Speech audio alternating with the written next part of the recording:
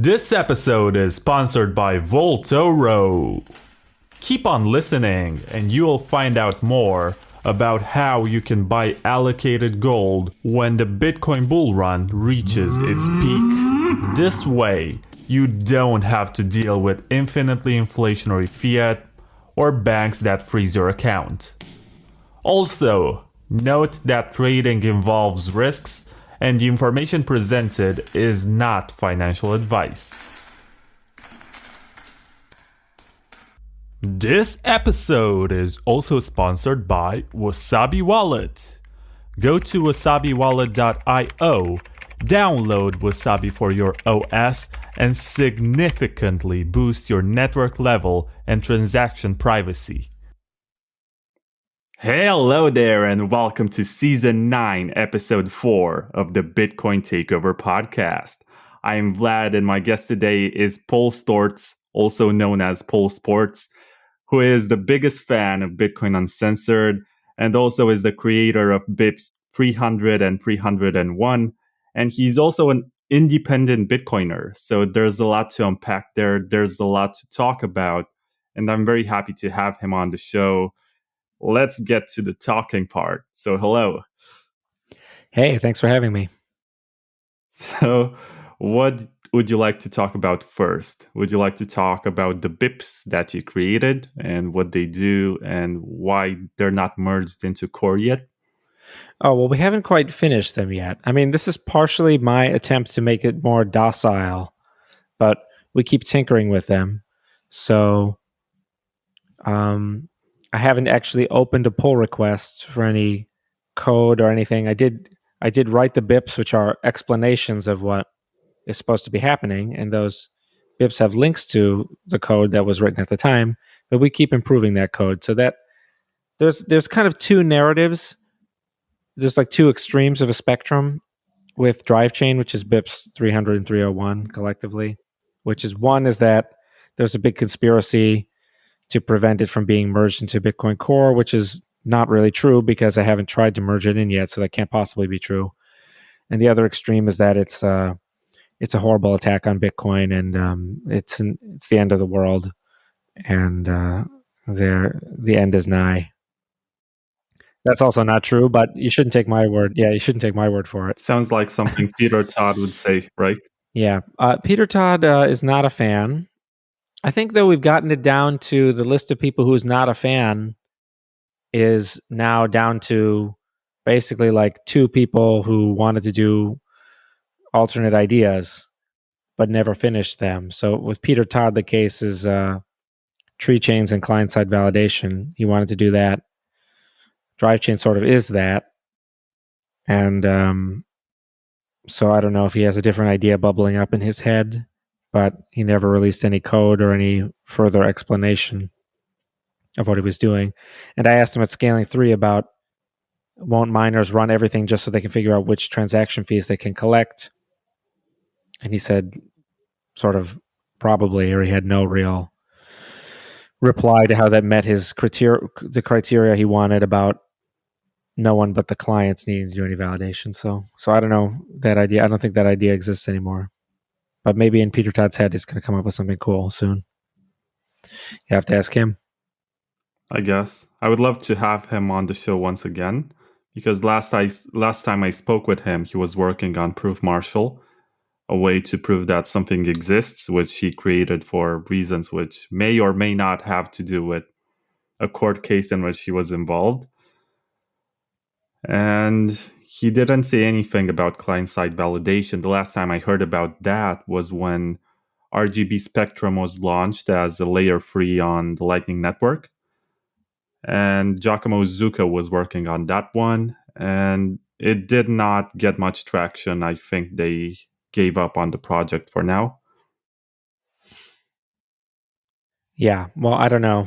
That's part of what's interesting about the space is, that's the other thing is that the real truth about BIPs 300 and 301 is that what I really think is happening is just that the space is making so much exponential progress that it is impossible, even for people who work in it 24/7, it is impossible for anyone to keep track of what everyone is doing. And so most people just don't know what other people are doing. I think it's just not possible. So I think that's, you have to decide what you want to look into. But I think most people just haven't looked. I mean, it was clear as of 2018 that the critics had no idea what they were talking about. So there was some criticism on the Bitcoin devs mailing list, but it was obvious from the criticism that the people had absolutely no clue, like they hadn't read anything about Drivechain or they hadn't used the software. So Okay, so before I ask you more about Drivechain, I want to ask you about what drives your chain. I mean, you have been shunned before, you have been around for quite a few years, and you have remained independent, and you have always been persistent. Even if you got rejected or your ideas were not good enough, you kept on developing them and improving them. So, what keeps you going? Why don't you just do what Dan Larimer did and create your own shitcoin and freeload on speculative money or something?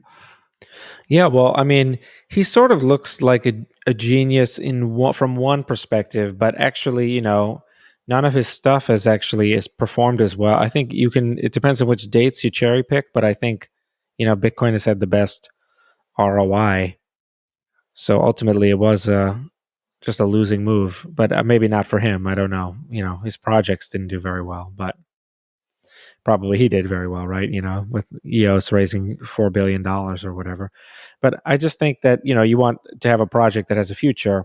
I mean, my primary interest was prediction markets, actually, since, since long before Bitcoin. And then in 2012, I was sort of hearing about Bitcoin, and the prediction markets were suffering some of the same problems. InTrade was closed down after the 2012 presidential election in the United States.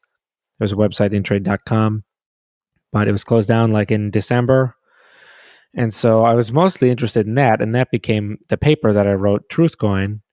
And a lot of people like that. Actually, even you can go to, but now that site is bitcoinhivemind.com, and you can see I have 4 reviews on there. One of them is from Peter Todd, and his comment is something like, this idea is totally crazy, but at least it's clever crazy, or something like that. He says, like, I give it like a small chance of success, but at least it's like clever, or something like that. And then I remember I was talking to Gasp Roger Ver at the time.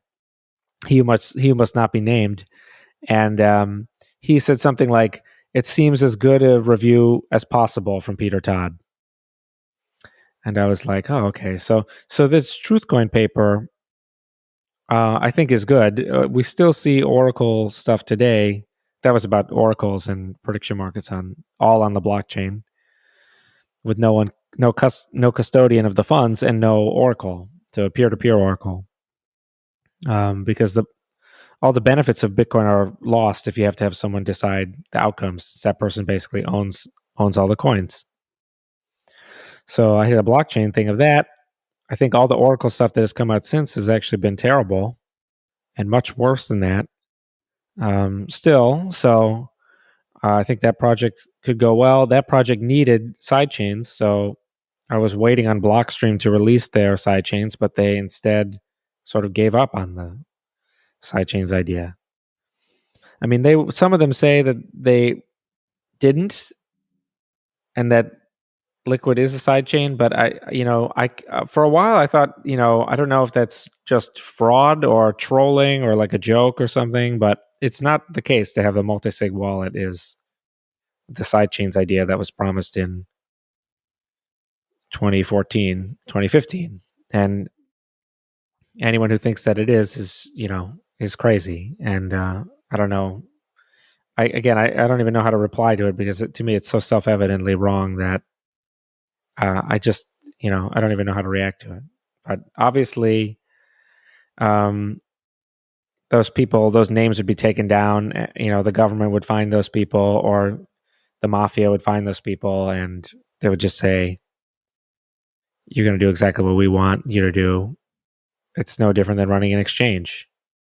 So it's just self-evidently absurd that Liquid is a sidechain and that idea has a future.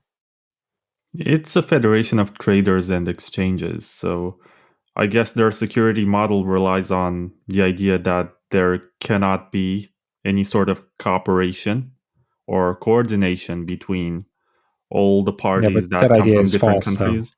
I mean, it just takes one phone call from a U.S. senator to coordinate them all very tightly. The original idea behind Liquid was a good one because they said it was for coins that were on exchanges. So they said, hey, you already trust one exchange. Now probably things won't go wrong if there's 15 exchanges. So they were originally very forthcoming and honest about the fact that it had a limited scope. There's even a tweet by Matt Corallo where he says something like, Liquid is designed for coins that are on exchanges, and anyone who tries to convince you to use it for anything else is, you shouldn't trust them, and they're trying to steal your coins or something like that. He says, I shouldn't paraphrase if I don't, know the exact quote, but you can look it up. I have it bookmarked somewhere. Maybe I can give it to you. But there a lot of the people who were behind it at first were very honest about it, and then some kind of marketing took over, and it became, thing that has tokens, thing that has ICOs, No, they're STOs. Yeah, right. Yeah, some other thing, right? So I don't know how to deal with that. So anyway, but the point is, the whole point of the Truthcoin paper was to have the prediction markets that did not require custodians. So obviously, having liquid custodians would have made the entire paper pointless, and would have made the blockchain pointless. So that's obvious to me. I guess it's not obvious to other people yet, but I'm sure they'll come around eventually. And so I needed them to finish their sidechains idea, which they never did.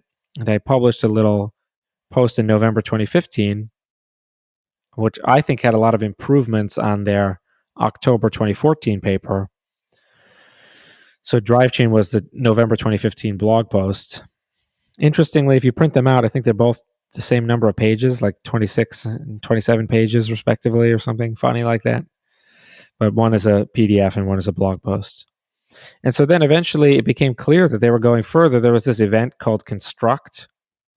I mean, I got feedback on it in Scaling 3, and that's when I tried to invent blind merge mining, and I basically did in January 2017. And then in January 2017, there was an event in San Francisco, and Blockstream presented on federations. They had a new paper, they had new research that was going further in the wrong direction. So it was kind of like, they also had a bunch of demos and stuff, stuff they did at the event that was just I thought was just terrible. No offense to them, but I was just totally unimpressed. So I kind of thought we may need to hit the ejector seat on waiting for them to do anything, ship anything useful. And so 2017, we sort of started working on Drivechain. And so we sort of stopped working on the prediction markets project, which is kind of finished. If you can go to bitcoinhivemind.com and you can see there's cool screenshots there, and there's a lot of other interesting stuff there. Okay, so basically you started working on Drivechains as soon as you got disillusioned with the implementation of what was described in the Sidechain white paper by Blockstream. Correct. Yeah, right. That white paper has two appendices, A and B. They mentioned, again, originally, very honestly, they said the Federation is just a sort of a temporary thing just to get some stuff up and running. It's kind of like we'll just be able to test everything. And then they had a real idea in there. There was this skip list idea. There was SPV proofs via a skip list. The skip list was what I latched onto and tried to react to. And I thought a lot of the stuff in there you didn't even need. You could just cut it out. Other stuff was like symmetric versus asymmetric. It became much less complicated if you just went full asymmetric and made the sidechains like a layer 2 of Bitcoin, like the Lightning Network. So that was, I was reacting to like the real idea, and then they reacted to the real idea by abandoning it and going with the fake federations idea. So I hate to turn this into a Blockstream tirade. It's impossible for people to understand like my point of view, though, I think, if they don't understand like this story. So I hope it doesn't come across as too I don't know, like malcontent, bitter type thing. That's not really what it's supposed to be. You asked the question about like what motivates me. I really think that if we build prediction markets, we will get closer to a future where everyone is healthy and basically lives forever. That sounds like a super weird fringe thing to say, but eventually, a society will cure aging and mortality.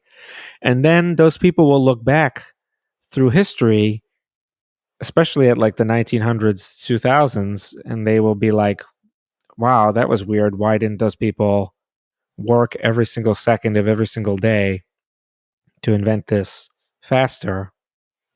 Didn't they love their own lives? Didn't they love their children? Didn't they love their parents? So yeah, to me, that's just self-evident that obviously, someone will cure all health-related problems, including aging and including death, and there'll be backup. People have their mind backed up on a computer or whatever, and people won't really die eventually. And then they will look back on this just the same way we look back on like slavery or caste system or like divine right of kings or something, and we'll be like, what were those people? Why did those people put up with that? So I kind of think the prediction markets is the big in, because prediction markets allow you to remove bad rulers, even if the population cannot figure out which ruler is the best or cannot assess the rulers because the world is so complicated. It takes so much effort to figure out, which politician is the best, which CEO is the best. The CEO, the politician, they're working 24/7, but a layperson has their own life. But what the prediction markets do is they allow everyone to figure out simultaneously which leader is the best, and so then we always get the best leader, actually, and then we can fix all of the inefficiencies in government and large corporations, large organizations of every kind, and then that's where all the low hanging fruit are, because so much of our problems are caused by inefficient government, inefficient large scale coordination. So that's kind of the motivation, And so then all this other stuff, my interest in blockchain prediction markets, my interest in sidechains is just like a kind of follow the problem wherever it takes you, Yeah, I suppose it sounds more like a vehicle which gets you there. Right. But I think that also makes the best type of person is someone who is just trying to solve a problem and not, and that problem is not like becoming famous or whatever. I have like a real problem to solve that has nothing to do with me. People will solve it eventually, even if I die or whatever. It's just a question of who solves it first. How quickly can we be rid of the problem? Sounds a bit grim, like you don't sound too hopeful about solving the problem on which you're working. Really? Well, I think obviously if it were easy, it would already be solved. But I do, as I just said, someone will solve it eventually, or this entire species will die. One of those two things will happen. Either the whole species will die, or we'll eventually solve basically every problem. Other than, we'll always have more stuff to do. So that you could call that a problem if you like the problem of which party do I attend tonight, and it's part of my infinite, immortal life of unlimited wealth and happiness and experience. I have to choose: do I want to party on Jupiter, or do I want to party in as a virtual mind, or do I want to, party in the sun? That's what you can call that a problem if you like. The people in the future sure would. They'll be annoyed by, just like we get annoyed when our Wi-Fi is spotty. They'll be like, oh, or we have too many things to choose from on Netflix. But yeah, I don't know about. I'm not actually that pessimistic at all. I mean, one thing that I think it takes longer than expected because of rampant cultural stupidity in the Bitcoin space. But so I don't know if that can be cured by pointing it out, or if you should just, the better thing is to just be quiet about it and not point it out. Okay, so could you please define the rampant stupidity in the Bitcoin space? Well, it takes many facets, but one of those is there are many people who I think shrink the community or make the community dumber in order to get a leg up for themselves in the community. So I don't know if I should name any names, but they should be obvious to you if your eyes work. There are a lot of people who sort of do well by dumbing the space down, and one of the simplified narratives is just that Bitcoin is perfect the way it is, and its success is inevitable, and all you have to do is join the cult, and it will ultimately triumph. I know exactly what you mean. Like, there's also the Bitcoin fixes this meme, which pretends that everything gets fixed by better money.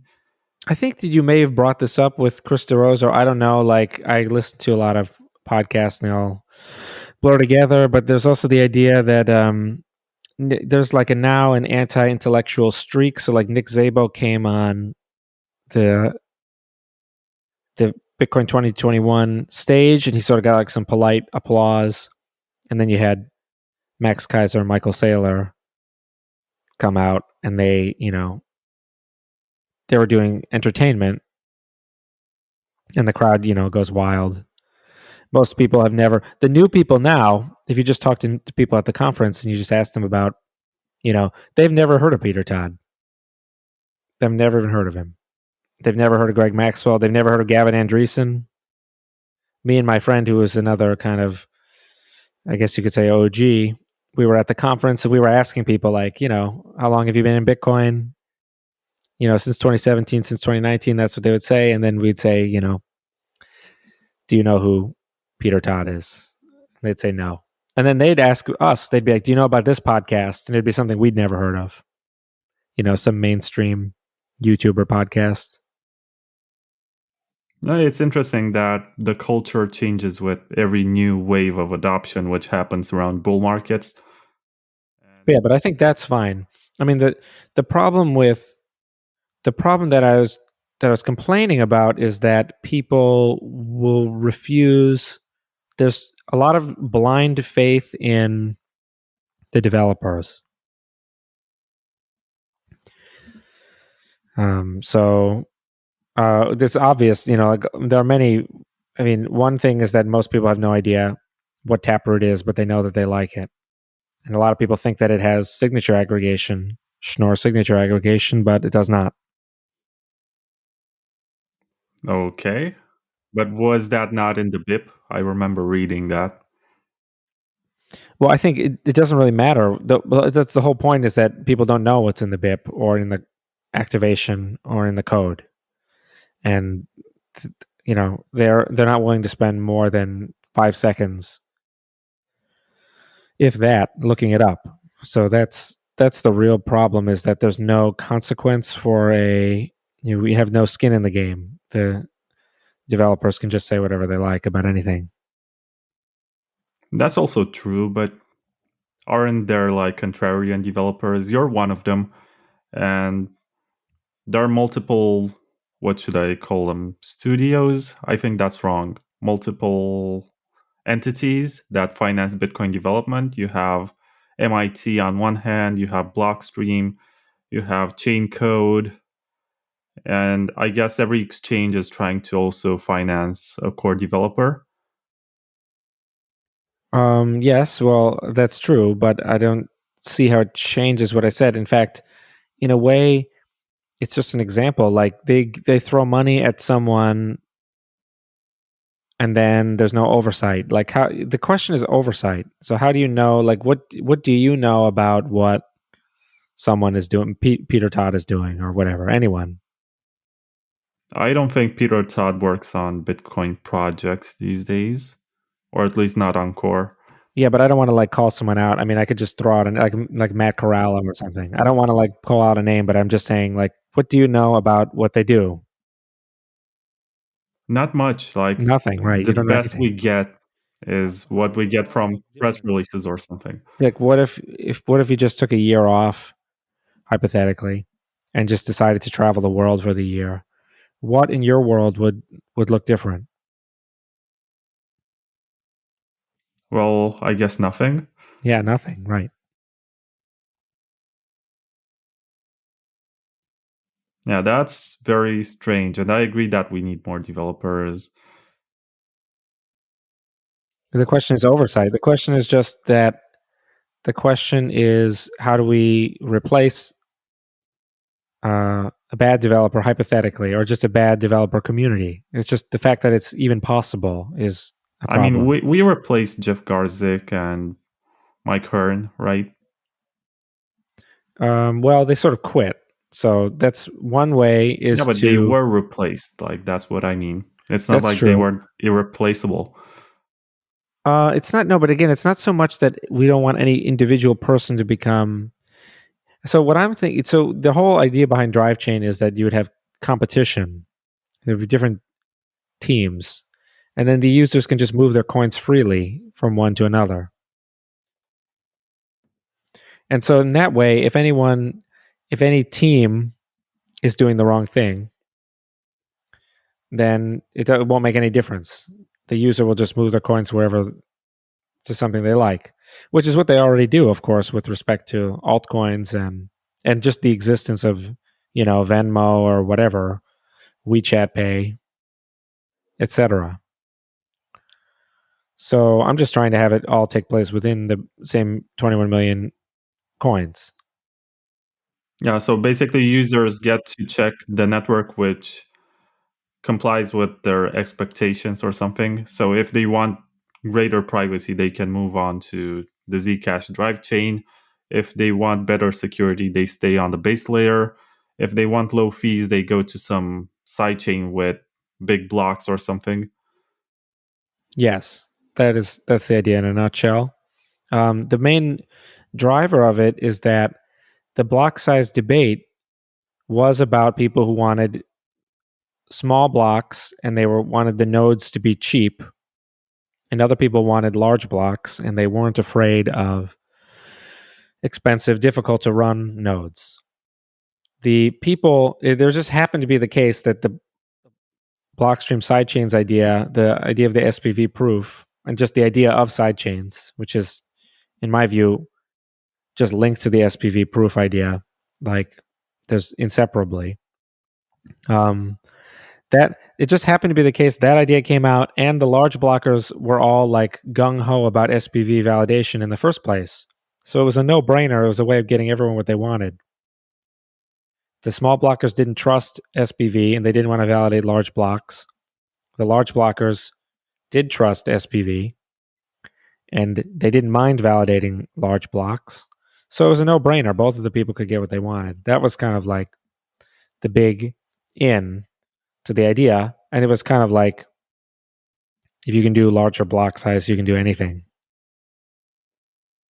So they were just kind of related, the sidechains idea and the large blocker idea. This idea that that it's all about what is required. What defines the small block is what's there's a bright red line around what is the node required to do.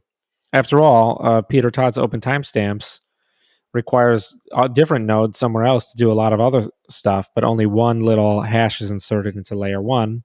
The Lightning Network works the exact same way as well. Other computers do a lot of other stuff somewhere else, and then only one little thing is put in layer one. So this is exactly the same as that, except that Those other things just happen to be blockchains, but layer 1 doesn't even know that. So this idea has been totally sanitized, really, because it's like criticism of it is barely even possible. It's so similar to things that already happen, and it gives everyone what they want. And yet, that is its main cultural problem, is that it would be too popular with altcoiners. Basically, that's how I see it. Really, is that people have a shortcut in their brain, and they just think Bitcoin Core is the best software.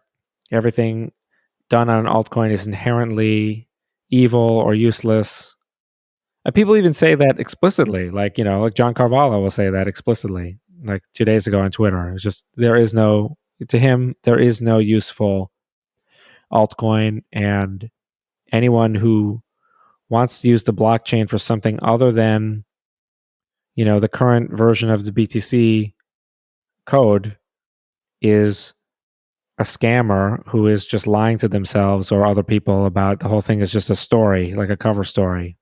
Like when David Vorik tries to make Siacoin, or when Jeremy Rand or Satoshi himself tried to do Namecoin.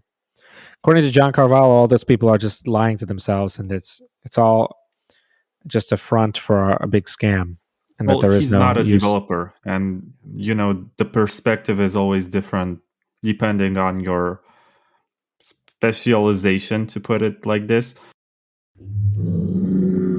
Vaultoro, and that's VAULT, like a gold vault, and Oro, which is Spanish for gold, is a gold and Bitcoin exchange, which offers instant swaps between hard money to over 31,000 customers from more than 95 countries. Vaultoro has offered Swiss privacy and security since 2015. Furthermore, the gold you purchase is your legal property, secured in your name, so even if something happens to Vaultoro, even liquidators could not touch your gold. If you want to become the custodian of your own gold bars, you can request to have them delivered to you, or simply trade them back to Bitcoin on the dip. Register for free in only 30 seconds and start trading only with hard money. Please keep in mind that all trading involves risks. This is not financial advice, and you are responsible for your own decisions.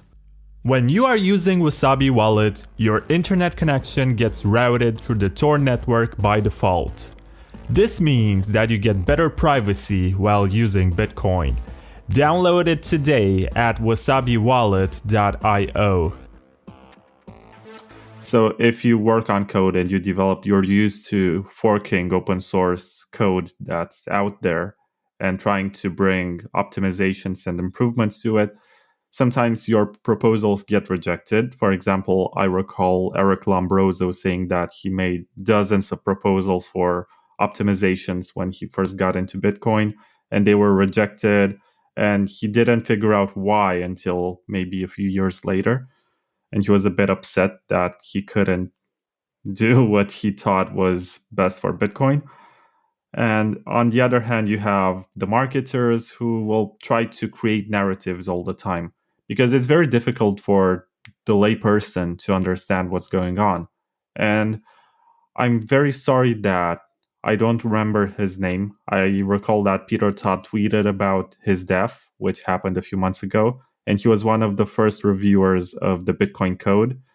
And he had a very famous quote, which said that every system has two types of participants.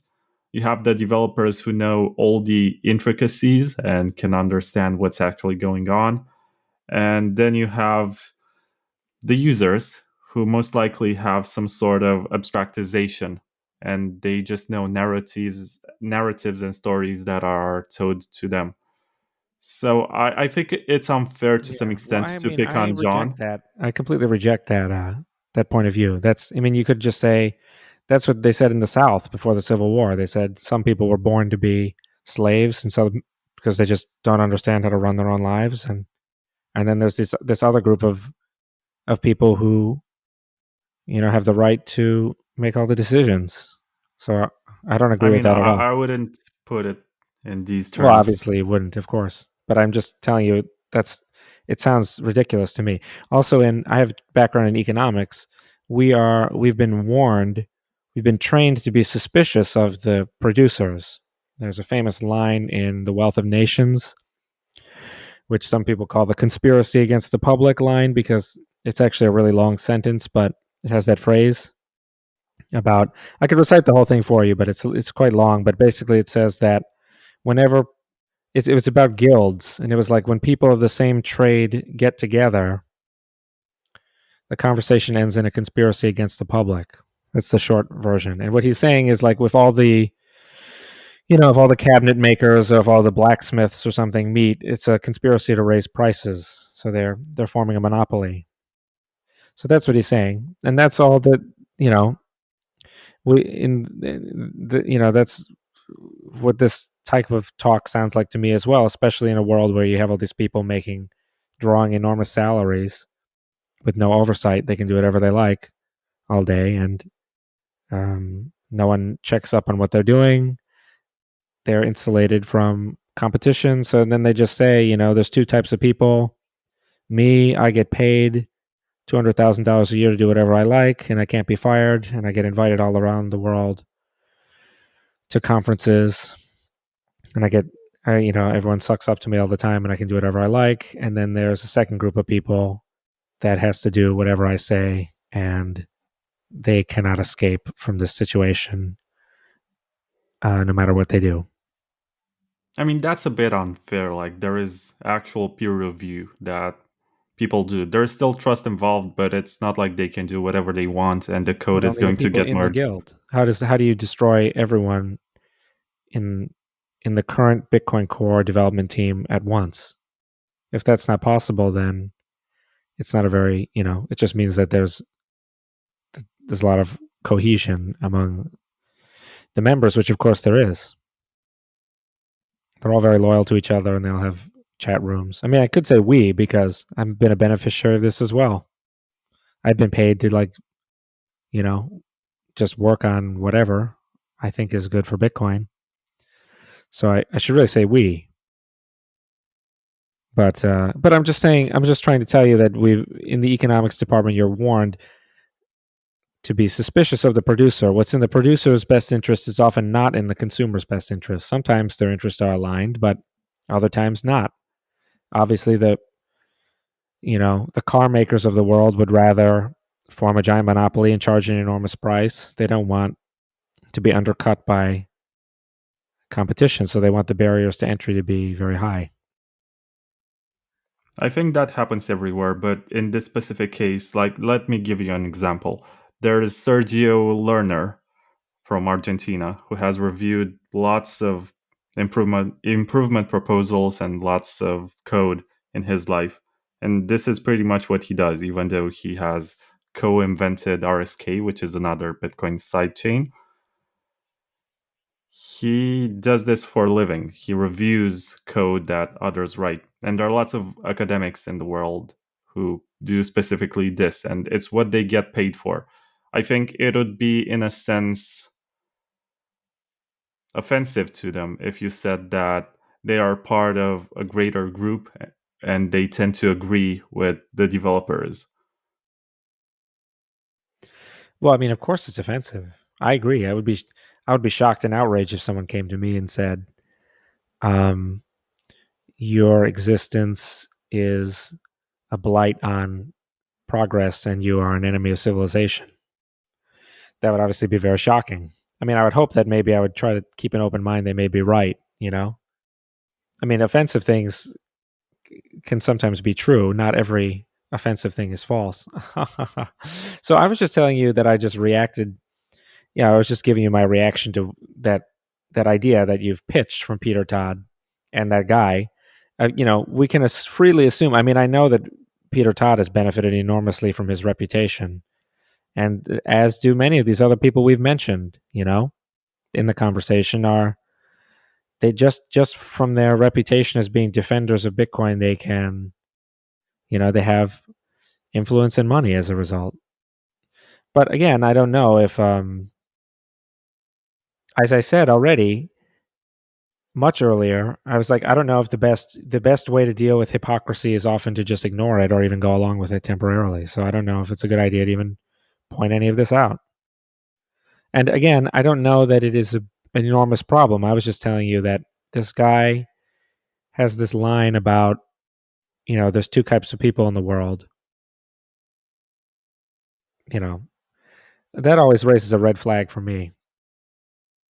Oh, I agree. So to this extent, I can agree that it's narrow and it's kind of shallow to put it like this. But the truth is that most people who activate Taproot today and download the code most likely don't verify the PGP signature on the bitcoincore.org website and definitely don't check the code. So I think the PGP key is fine. There needs to be a process for correcting the error. So the whole thing about PGP is someone just needs to raise the warning siren and say, hey, the PGP key doesn't match. Then everyone can check. So the fact that they don't verify the PGP key is actually not I don't have that in my sights of things that I, would like to change. I actually think that works as designed. It's a deterrent. So I think that's just fine. And it's the same thing for checking the code. You wouldn't say, well, the percentage of people who check the code is low, so we'll just make it closed source because what difference does it make? That would be ridiculous. The whole point of it being open source is that there is some way for a problem to be fixed easily. It's very cheap to fix a problem because you can find the problem in the code, you can find the exact line. Many people out there, even though few people understand Bitcoin Core, if you find a problematic line in the code, almost anyone could learn enough code to fix the problem, actually. Narrowly defined as some problem where the problem is like it steals your keys and it uploads them to, bitcointakeover.com/keys folder or something, like. oh, someone claimed the 1000 satoshis. Or Right. at least listen to the ad. I listened to the ad, but I didn't claim it. I was very happy when you said, hey, anyone who makes it this far is the best. I was like, oh, good, that's me. So, but the point is, there must be a process. There has to be a process by which the error is defeated, and it can't be circular. It can't just be, whatever. Like Peter Todd and Greg Maxwell think are the best because each of them says the other is the best, or they, something like that. Then that has no grip on reality. I mean, this is why I appreciate that people like you exist at all. Because you provide some sort of input that nobody else does. I mean, there are people like you that criticize, but this is very useful as long as you're not malevolent, and I very Of much believe course, but that you're it not. also shouldn't rely on me either. So that's the whole point of BIP 300 is once it's on, anyone could write any software they like. People could send BTC to it, and then even if I get hit by a bus, the problem is just solved. The problem of reliance on one infallible development team. But it's even worse than that. Requiring everyone to be infallible, which is already, laughably, impossible. It's like, that's absurd, but it's even worse than that because it's just you can only do so many things at once with one blockchain. So we don't even have multiple pieces of interoperable software like within, layer one Bitcoin Core or whatever you might want to call it, the under the auspices of the one repository or whatever.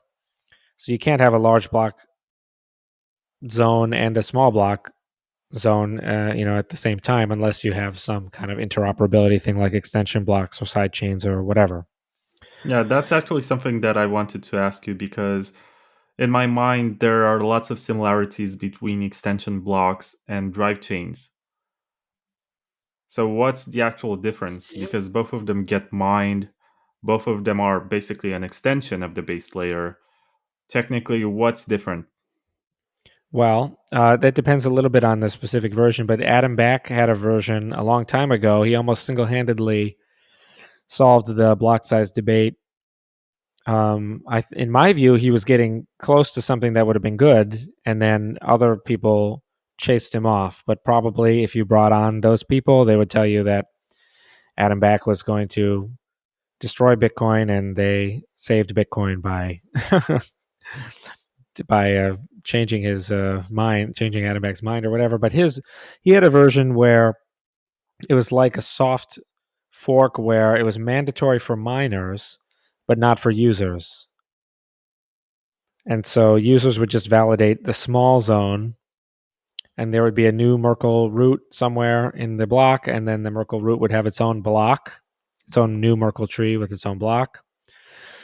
And I'm trying to remember exactly what people would search for on Google to find this, but it's on the Bitcoin Dev mailing list, and I'm pretty sure it's into. You know what? Actually, I did. There's a video. I wrote an overview and misconceptions video that's 2 hours long. But it's a Drivechain video. You can go to drivechain.info and find it. And in it, I quote this whole saga, actually. And I do have a big comparison between extension blocks and Drivechain BIP 300. So maybe you could find that. I think it's about, I'm going to say it's about 35% of the way through the video. So it's something like 40 minutes into the video. I have this thing. But even if you don't want to watch the video, you can find the exact. I have the mailing list screenshotted there, so you can find the thing. And so anyway, his version was mandatory for miners and for anyone running the upgraded version. Okay, so this proposal by Adam Back, was it more like extension block or That was extension blocks, yes. And I think it was okay. spelled X dash block even at the time. I think, although I can't guarantee that. I don't remember. People spelled it different ways. EXT dash block, EXT space block, and then I think X dash block, something like that. And now people don't abbreviate it; they just write out the whole thing. Then, so that was so I don't know what he had in mind for the small blockers if they would go on their own code fork like forever. In which case, it would be very intriguing. But the official full version would be the large block version, and that's why he came very close because obviously the large blockers would give exactly what they wanted. There would be unlimited block space that could be added easily from that point on via that process. And the small blockers would not have to validate it per se, although they may see that a block gets reorged or that a block is not accepted and they might not know why. But that's always the case for literally everything. Any block that's found might be orphaned and you might never know why. The issue is, would they be sort of soft coerced into? Well, people have a lot of different points of view. Like Luke Dash Jr. has a view that all the previous versions of the software are not really full nodes, since they do not give you the version of the blockchain, which is of the network or of the everything's state, and that only the latest version can do that. Oh, I remember he shamed me once on Twitter for running an older version of Core. Yes. So, but the weird implication of that, though, is that whatever it's weird. It does have a kind of parallelism to this old argument. It was funny because we were talking about this replace the leader thing that goes back to Plato versus Socrates versus other people. And there's an old argument about ethics and religion, and there's like a God version. And it's funny, it's very parallel to Luke Dash Jr.'s views on blocks, since he is also a religious fundamentalist. But obviously the issue with trusting the latest version is that the latest version could become anything, and then you'd have to say that was the thing, that is the thing that you wanted.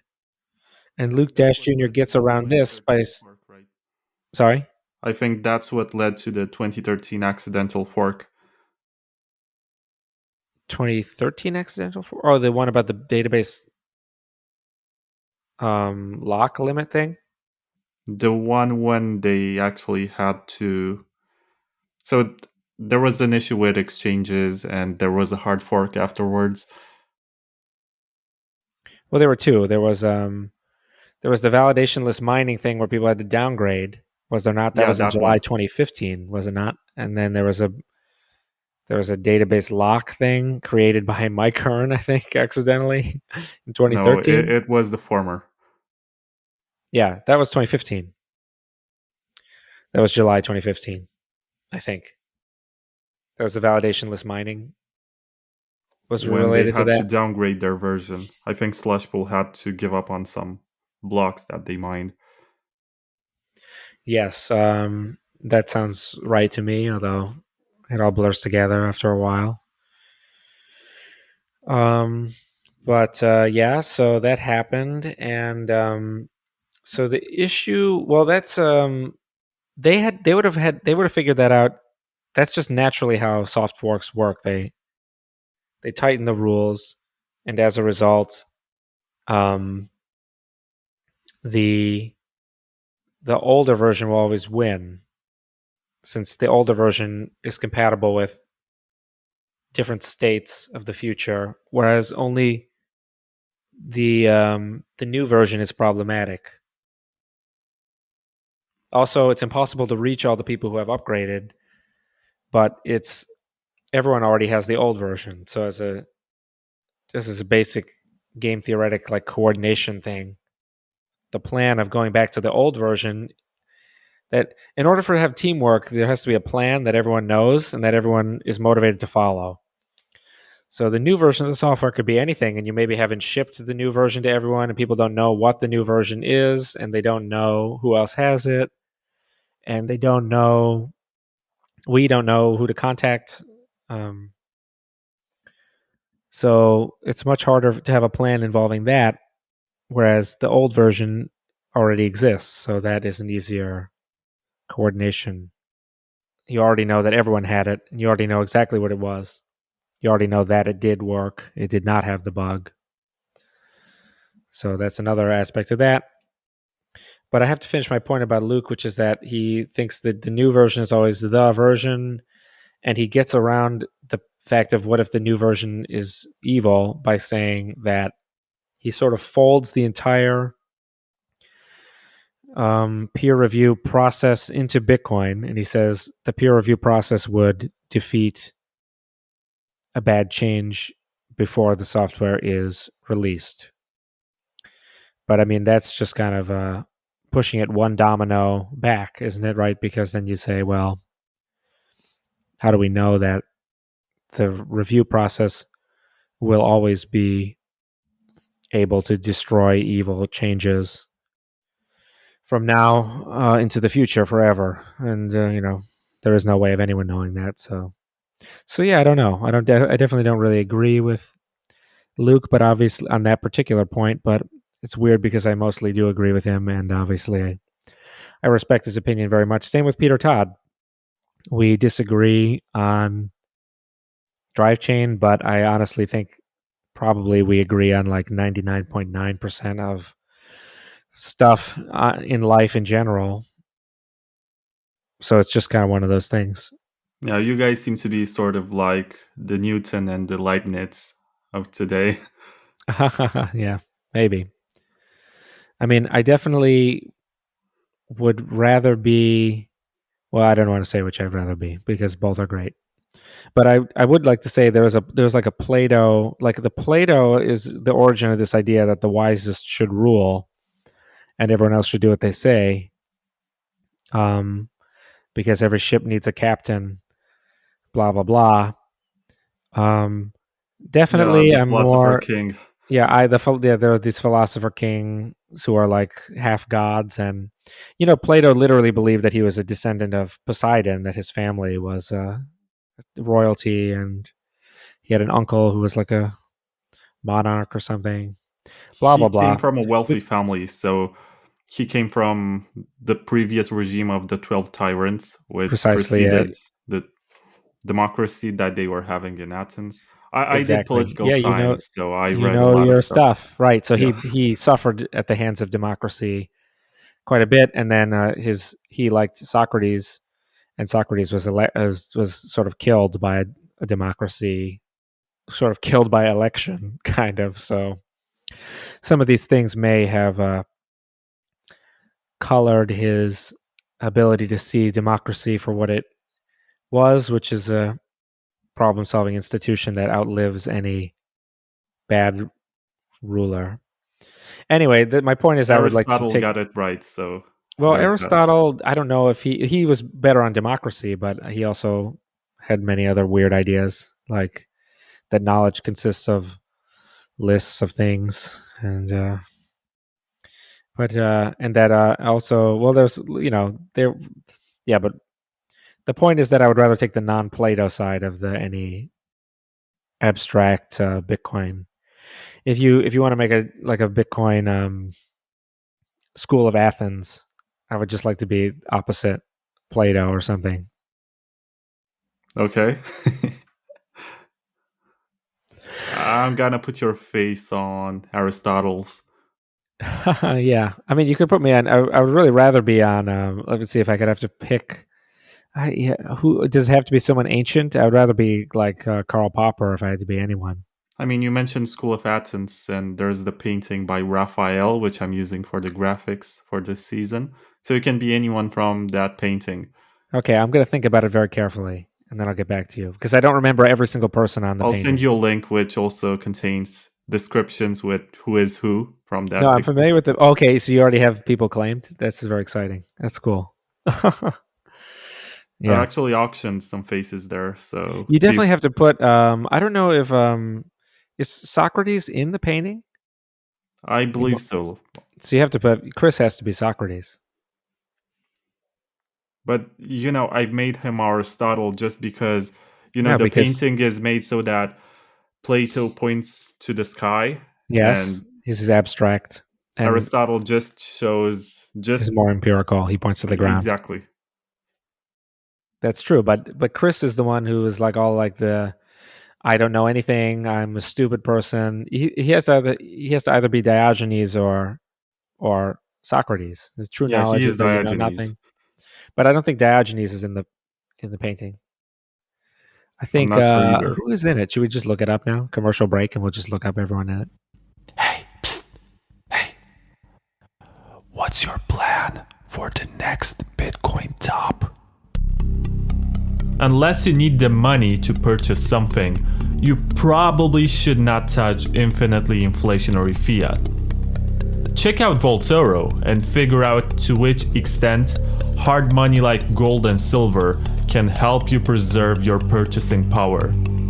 You will be able to get back into Bitcoin as soon as the price hits a new bottom, and you will not be subjected to the arbitrary inflation-driven volatility of fiat or fiat-backed coins. Obviously, this is not financial advice, and you should understand that all trading involves risks.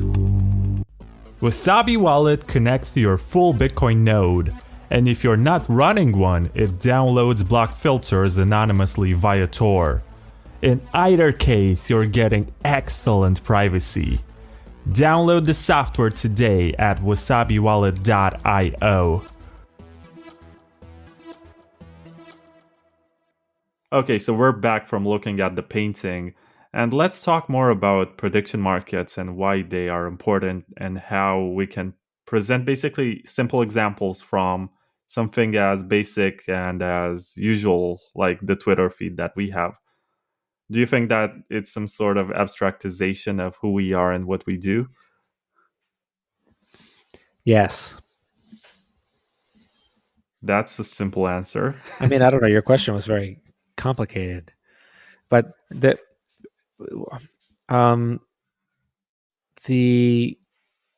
what so part of my interest in prediction markets is that there was this time when America was set up when people had a great ability to assess the leaders and get rid of them. So there was 95% of the population were farmers who could read and write, and they had nothing to do all day except read newspapers and then write letters to the newspaper people like all day, and that's all they did. And so it was very easy for them to they had plenty of time to argue about who should be the mayor, who should be the governor, who should be the president. But today, no one has any time, and we just live in the world of Twitter where you have very little. Yeah, I remember studying a book in college which was called Bowling Alone. And it started from this practical example of the author playing some bowling at a local place.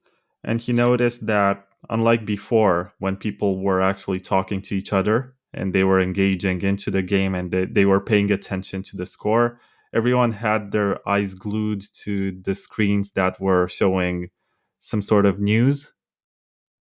So they were too distracted from the game of bowling to even get involved in what it was happening around them. So he extended this whole idea towards the fact that what happened and was very game changing in the history of our democracies is that television and the internet and all of the information technologies have made us, on one hand, less outgoing and less involved, because people used to go to church every Sunday and talk about, so okay, they had the sermon, but afterwards they would talk about the problems in their community and try to solve them or find solutions and try to help each other. And that no longer happened.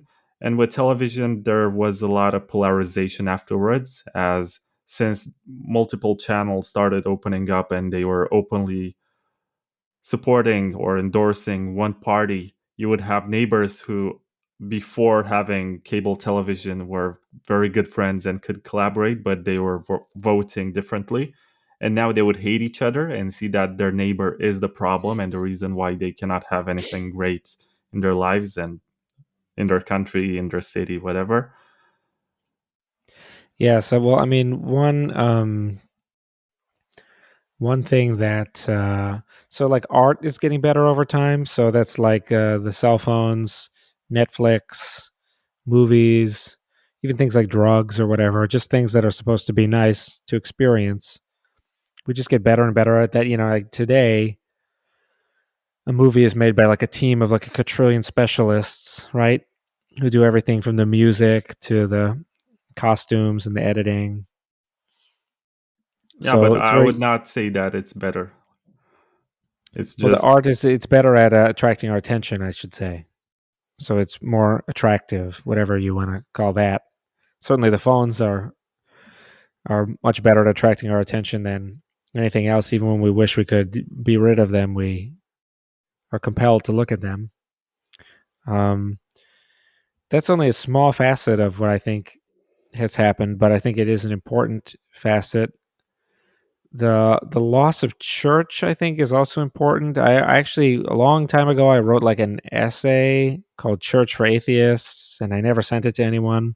But I wanted to send it to Richard Dawkins, but I thought he wouldn't read it. But it was about how church solves a lot of problems for people, and one is just that they repeatedly interact, which is a condition for friendship to form. And then when I got older, I kind of thought, oh, gym is kind of like church for atheists because people go to the gym at the same time every week and they meet each other, sort of. But I was like, I don't know. That was a half-baked idea. But yeah, that's only. I mean, other things that have happened include the world is becoming way more complicated, so that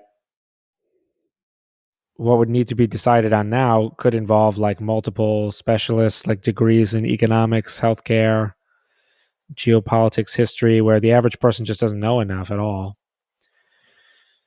Even if the average person just can't possibly know as much as a specialist, team of specialists would know.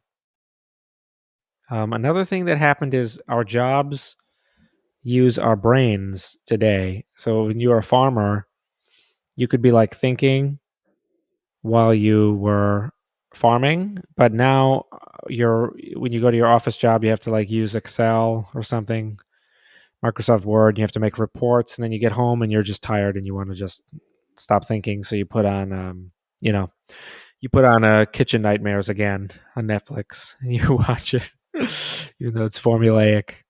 You just think, "Oh, that's funny." At least it's not cats. Yeah.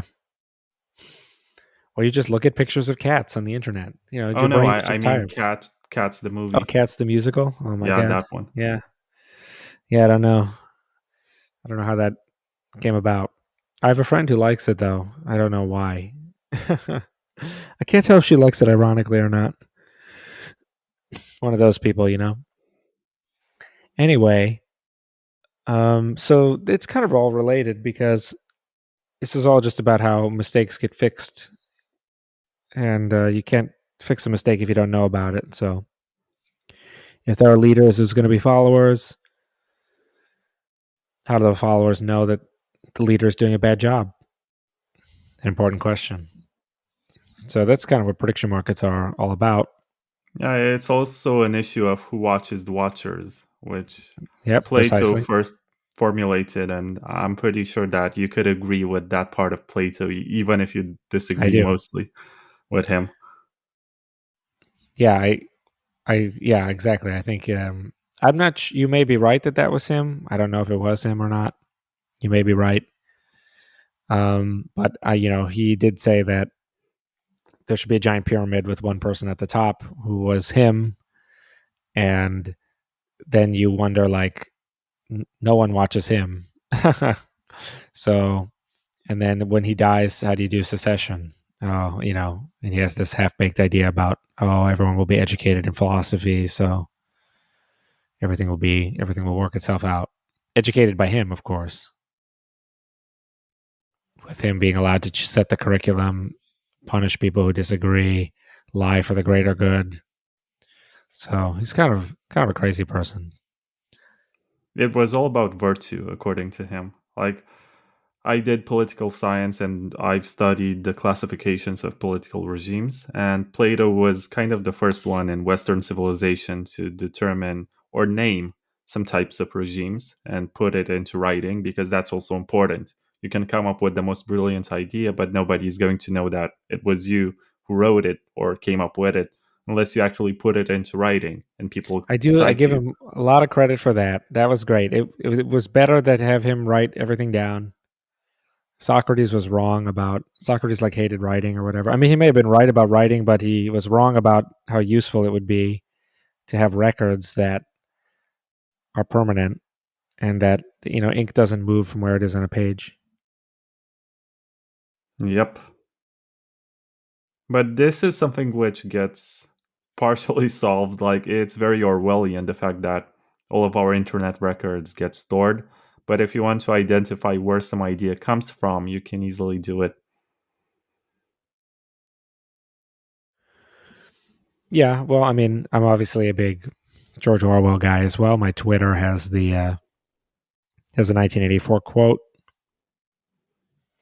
although it has a kind of the quote I have on Twitter is the guy torturing him and saying that they can make, if they want the stars to be millions of kilometers away, they can make them that far away. But if they want the stars to be, a couple feet away, they can make that happen as well because they can do whatever they like.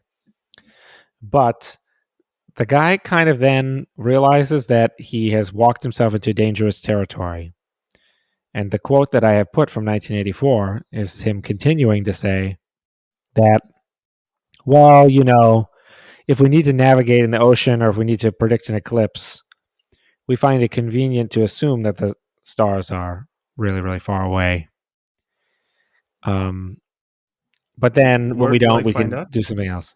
Excuse me? Where do I find that? If you just go on my Twitter, it's my banner. It's in my banner photo. The big photo across the top. Oh, yeah, the cover. And so I like this quote because the guy's actually admitting that he's full of BS, actually, and that he is ultimately going to be taken down by the truth. So actually, it is a very optimistic quote because the guy says that we can make them however we like, but actually we can't.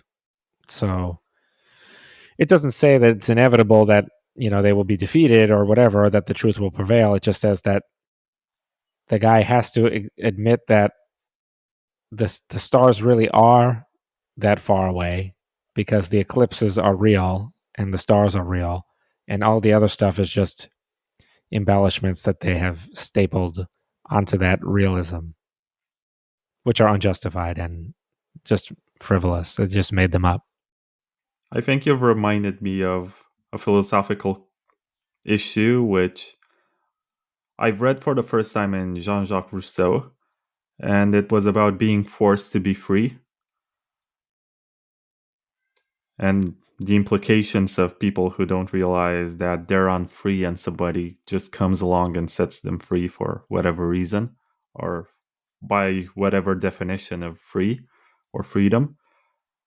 And this is also something which crossed my mind when I read about that situation in El Salvador where the president says, it's going to be legal tender.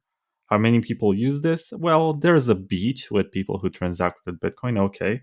But all of a sudden, all merchants will have to price their products in Bitcoin and start accepting it. So to me, this is like being forced to be free. You bring it up as a kind of paradox. It is a paradox, and at the same It's time, a I don't contradiction, see even. it scaling very well. And I believe that. So I haven't actually tried Strike, so I would be a bit. It would be unfair if I tried to characterize it, but as far as I can understand, as far as my understanding of what it is, it's pretty custodial. It's not really decentralizing, so it doesn't really empower the end user.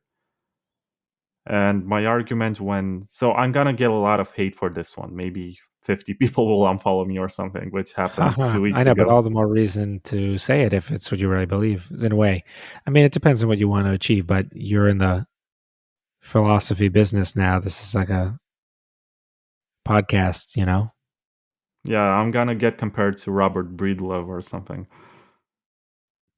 But the point is that I don't believe that Bitcoin adoption should happen from above, just like all the major political changes that have happened. They turned out to be terrible when they were imposed by some leader who came along and said, from now Yes, on, we're going to do this. There needed 100% to be some correct. sort of, I think it's a stupid term also from Rousseau to say general will, but there should be like at least a critical mass of people who desire for that to happen. And there should be some grassroots efforts. If it Yeah, happens just because absolutely. somebody gets selected into office and says, from now on, we're going to do it this way, it's going to end up terribly. I don't see it You're succeeding. absolutely right. Oh, a point made by Karl Popper in his book critiquing Plato, The Open Society and Its Enemies. Anyway, so yes, it's really about what's in people's brains. So the UK political system is mostly in its citizens' minds, really. The idea that there is going to be the idea that you elect people and then you blame them if things go wrong, and that a person is responsible. There's responsibility and there's debate, and the houses of parliament are like two swords lengths apart. They face each other. Um, that it's like you can't. That is in the culture, and you can't just install that some other place. And this is like when America tries to bring democracy to other countries. It actually is, the culture trumps everything else. So like, we have laws against speeding in the United States, but the culture is that you can ignore these mostly. You can drive whatever you like, and you won't be arrested for that in the same way that you would be arrested for other laws that seem comparable. But the culture trumps everything. So you're right, it has to be in people's minds. If it's imposed from the top down, you actually have a similar problem to what we were talking about before, where it's like the latest Bitcoin version, or it's like getting your ethics from God or something, where it's like, what if that person changes their mind? How do you know that the president of El Salvador didn't change his mind about Bitcoin 5 seconds ago, and he's about to ban Bitcoin from the country or something? Um, that that's just one example. He could also he could have a heart attack and die, and his successors could,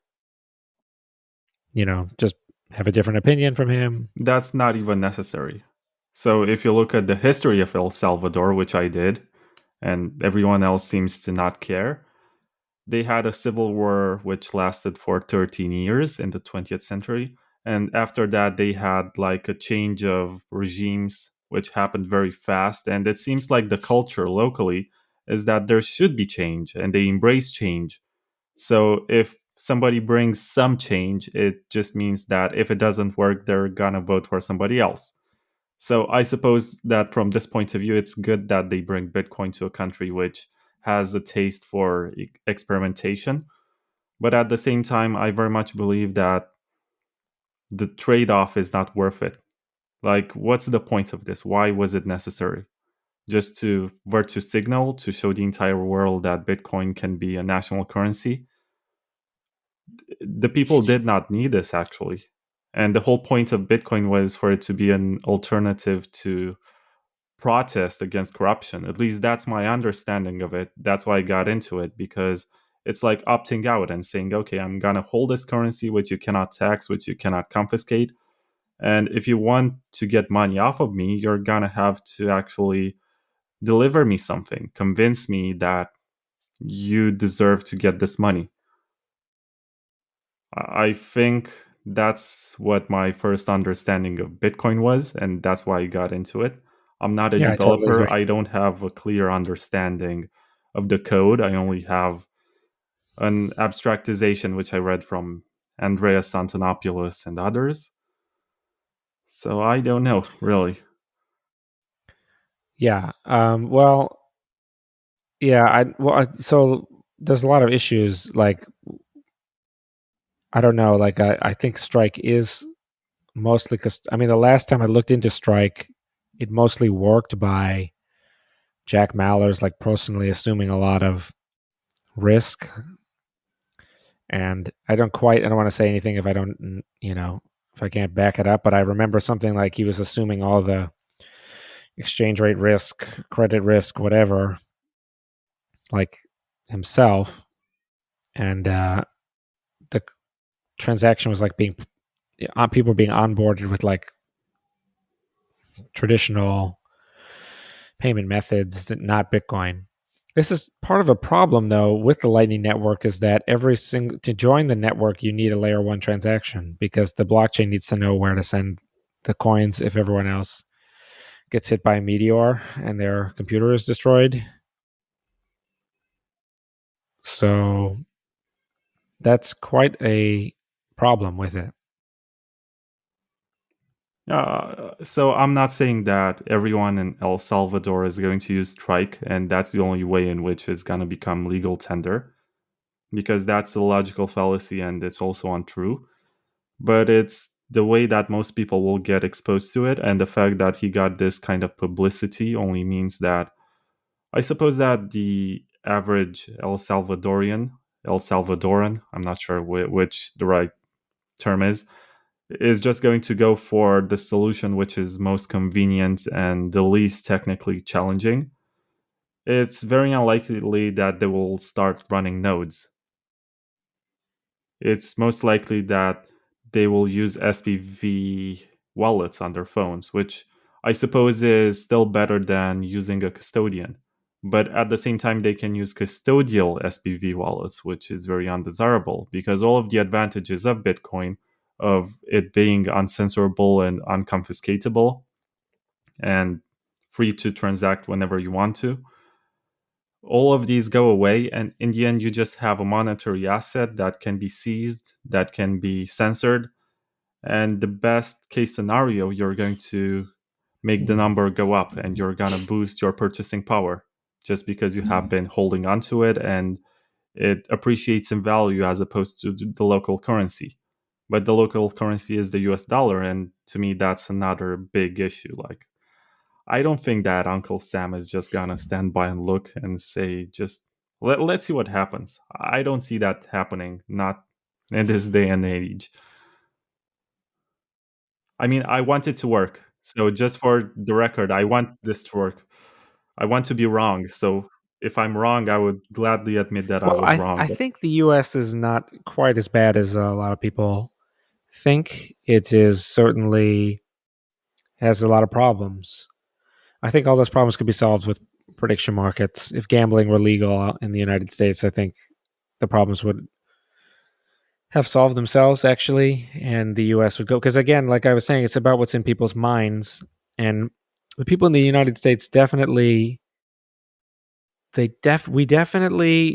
fully understand the First and mostly the Second Amendment, which is people in the United States, they don't just have a First Amendment, freedom of speech. People actually know, they actually know the amendment. So some random idiot at a bar, and someone goes up to him and says, well, they shouldn't be allowed to say that. We're going to pass a law saying that, you know, those people, whoever they are, just call them whatever, they can't spread their message. We're going to ban a law saying whatever. ISIS can't say something or whatever.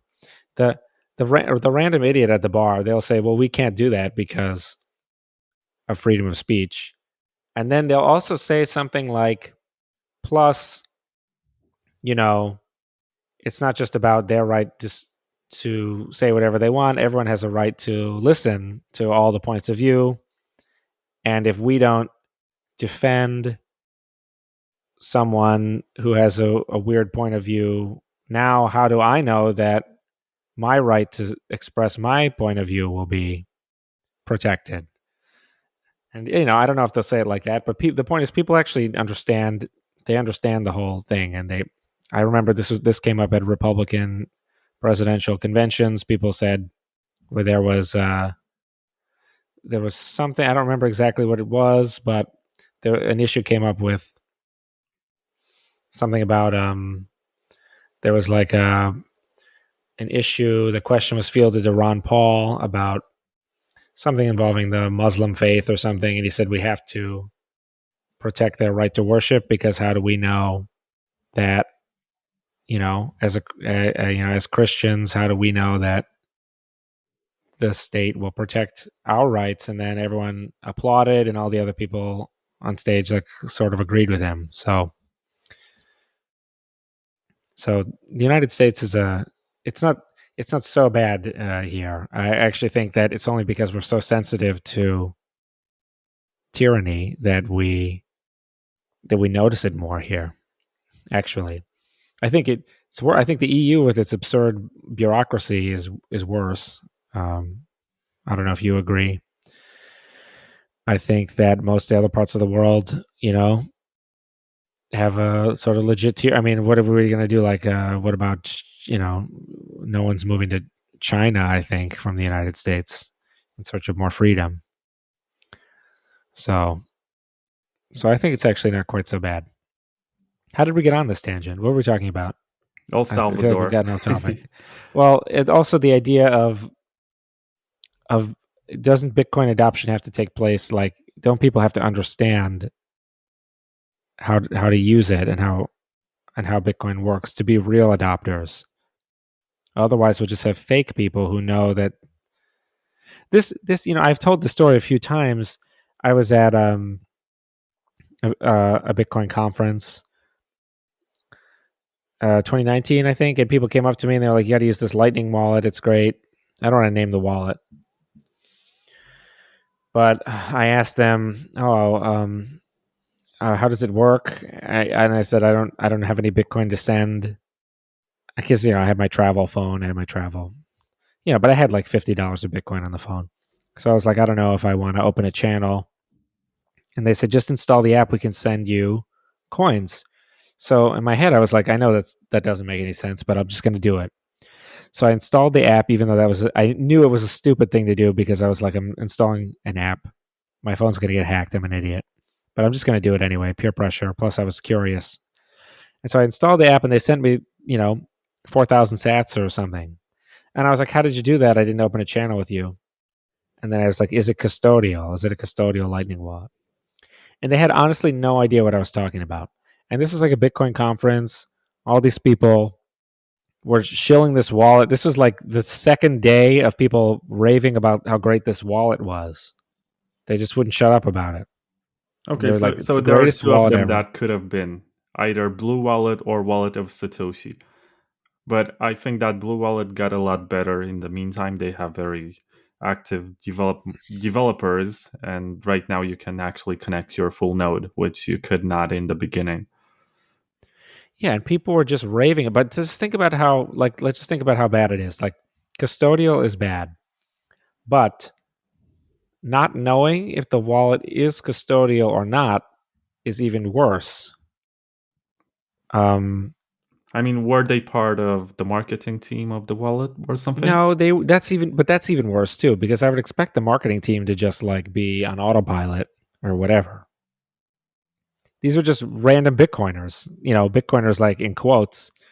And the worst of all is if you don't even know the difference between custodial. They didn't even know that there was a difference between custodial and non-custodial Lightning. So to just not even have any concept of it at all is the worst of all the three. That's where that was landing. Now, of course, Lightning is new. We can't complain. We have to only have the equilibrium complaints about Lightning. But one of the equilibrium complaints is you can't onboard people without layer one transaction or without making other weird trust, custodian. So the moral of the story is that large block sidechain should be compared to custodial service. Just say, like, hypothetically, we're going to do all the world's transactions on Bitcoin tomorrow. It would have to be custodial if there were no large block sidechains. Because I'm just saying, imagine that you have to hit the number, just hypothetically. Everything that you can't fit into the crypto system falls through the cracks and it lands in the custodial bucket. And that is the bucket of failure. And so isn't it nice to have large block sidechain? Hey, at least people have their own keys. Well, yeah, but let me ask you something, and this concerns the security model of having all of these side chains. Like, what kind of mining are they going to have when they are in merge mine mode? Like, which algorithm are they going to hash? Well, with merge mining, you use the host's hashing. So there's no hashing for merge mining. I came up with something called blind merge mining that I broke off into a separate BIP 301. I think anyone with a brain would use that because it has a lot of advantages. It's like a kind of a slightly tuned up version of vanilla merge mining, which was invented by Satoshi in 2010. And it was like kind of half invented by him. But nothing stops the sidechain from being mined in any way. You don't actually have to use merge mining at all. You could use some weird other thing. I just think it would be an outrageously stupid idea to do that. So I would imagine that everyone would use this thing I invented, blind merge mining. And we have software out already that has all of that coded. So I would imagine people would lazily fork that and make the sidechain of their choice from that. So that would be like the default. So that's like the Drivechain. Since Drivechain is now the term for BIPs 300 and 301, I would imagine they use this. But you understand that when you merge mine something, you find a Bitcoin block, like you find block like 600,004, and it simultaneously you find sidechain block number 8, and then you find 600,005, and simultaneously with that block you find sidechain block 9. They are just linked into each other. So when you find one block, you find them all. All the side chains are the main chain blocks are found. They all get the same timestamp. Okay, that's very useful actually to know. But this also means that you cannot have faster block times on sidechains. That's the other thing. I mean, you could, but it would be so stupid. But you could add 2 sets of proof of work or something. You could have blind merge mining be the outer one, and then you could say it'll also be required that 4 blocks or whatever. There's a second proof of work with a lower difficulty, so that you have a block every minute, and you're finding blocks in between, but then there's every 10 blocks there's like a super block or something. You could come up with a scheme, but again, like the people who want to do this type of thing, who want to switch from proof of work to proof of stake, or who want to edit the interblock time, I really just think those people just have no idea what they're doing. I mean, there's like no benefit to that. So this is unfortunately, I think this is a lie spread by Litecoin. This is part of the reason why a lot of people think altcoins are evil, and I certainly empathize with that point of view, because they seem to invite crimes against truth. And Litecoin set up this idea that it was faster than Bitcoin because it had shorter interblock time. And it was like, 4 times faster than Bitcoin, as if it was a car or a computer or something that has a speed. But really, when you send transactions, they all go through instantly. It's just the confirmations that take different time. And so this is just a lie created by Litecoin that this concept even exists. The block time is, 10 minutes was a perfectly good time.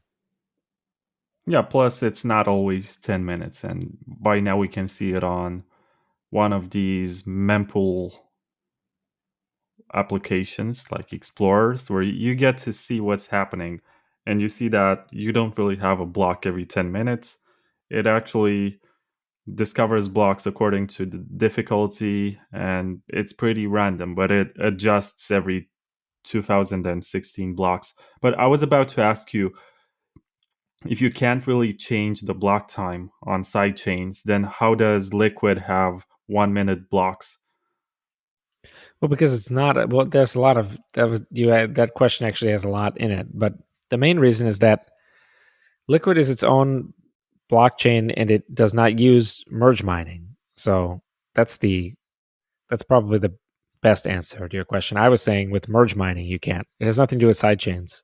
So Namecoin also had to have the blocks happen on average every 10 minutes. But also your question contains a false premise because, as I said before, you could change the sidechain software around so that it had like a secondary proof of work for the blocks that were in between the big 10-minute blocks. And thus you could scheme up something that had a faster block time, but that it would be pointless. It's all pointless because all the transactions are instant anyway, and it's just the confirmations that take different times. So also Liquid is not really a sidechain in my point of view, but that has no bearing on the whole block time thing. So it's the merge mining that links all the blocks. That's kind of part of why I split out the BIPs into two, because they are actually quite separate. You could blind merge mine something that is an altcoin, like Namecoin. You could switch from vanilla merge mining to blind merge mining. And you could create a sidechain with BIP 300. You could have a BIP 300 sidechain that does not use merge mining at all, and uses proof of stake, or which has an authority figure sign every block, and then those blocks could be every 10 seconds if it was just coming from a server. Yeah, makes sense right now. So they are actually separate. Yeah, you got any more questions? Sure. Tee them up. I got all day. Okay. Was that ironic? Yeah, it was kind of because I was like, actually, I have a ton of things to do today, but I'm happy to answer all questions anyway. I was about to ask you to compare RSK to Drivechains. Well, you know that they aspire to use Drivechains, or at least that's everything they've communicated in public and to me, is that they're waiting. So they're sort of allies of Drivechain because they want to have, a real sidechain project. So there's no actual comparison. Drivechain is the bridge from Bitcoin Core to other blockchains. RSK aspires to be a sort of replica of Ethereum, or a kind of competitor to Ethereum, that it uses the Ethereum virtual machine. I think they have edited it. I'm sure they would say improved it. I have no idea if they have or not, but I think that it's not just a copy of Ethereum at all. But it has the EVM. That's my limited understanding of it. Yeah, I don't have too much data on it. I haven't looked too much into it, but I think it's still interesting. And I also want to ask you, how do you define the omni layer? Is it really a sidechain? Let's see. Now we're going way back to the era of Mastercoin and colored coins, which later became Omni. I think it's called, there used to be a term embedded consensus, which was when every single message on the layer 2 was also a message on layer 1. So Counterparty had this description where everything, there was no data availability problem. Do you understand what I mean by this? Where all the data you needed to use the Counterparty chain was in layer 1, but layer 1 mostly ignored it. And I think Omni also works on this principle. Although I have no idea, it may have changed many times since I last looked into it, which would have been like 4 or 5 years ago. But the fact that stuff migrated from Omni, like a Tether moved from Omni to Ethereum and now to whatever, Binance Smart Chain or something, leads me to believe that it was related to fees, which would indicate that there is an intimate relationship between Tether transactions and needing a block space in the host blockchain. So I think we can confidently assume that Omni is this embedded consensus concept. So with sidechains, there's more data that you would need to validate the layer 2, not the layer 1. So that's the difference. Okay. I know that it's pretty far into the interview, and I should have asked you this earlier, but if you were to put drive chains in very simple terms that any newbie can understand, how would you describe it? Well, I'd say it lets you, I have on the site, it lets you create, destroy, send Bitcoin to, receive Bitcoin from these new layer 2s called sidechains, which are blockchains that start with no coins on them. So you have to, in order for them to have coins, you have to send Bitcoins over to them. Then the coins live over there, and then they can be sent back to layer 1. So Drivechain is what lets you create, add, delete, transfer coins to these layer 2s on BTC. So it's a little bit like what SegWit was to the Lightning Network in a very, very zoomed out way. It's an enabler. BIP 300 enables this type of sidechain. The BIP 300 sidechain or the Drivechain, if you prefer. Yeah, I've actually spent some time looking at that video that you have recorded where you demonstrate how you can build that Zcash sidechain for privacy. And it kind of blew my mind to watch how simple it can be, even though it's a bit complicated and technical, but you have turned it into a UI experience that should be, in theory, easy to use for Oh, whoever thanks. may be That's interested in music to that. my ears. Yeah, we've tried to improve the strategy since the idea is so misunderstood. We're still tinkering with it, but we have invested a significant amount of time in making the GUI very self-explanatory. This is for a lot of different reasons. One reason is because I personally like it that way, and I like to be able to see what's going on. Another reason is practical, which is that I no longer, I don't do. I'm a very technical person, and I write a lot of code, but the Drivechain code is now written basically by other people who are much better with C++, and I just test it with them. And so it's much easier for me to test if I can see everything that's going on. So that's a practical reason. There's also a philosophical reason that's very zoomed out, which is that I think everything in Bitcoin, it should be possible for someone who knows nothing about Bitcoin to just open up the GUI and basically figure out everything that's happening and even be able to check the blocks, the transactions, the Merkle tree, everything using only the GUI. And I think that's actually much easier to do than it sounds. And if you open our software, you'll see that I've already started the process of just, we added a couple simple windows. We have a simple block explorer in the software.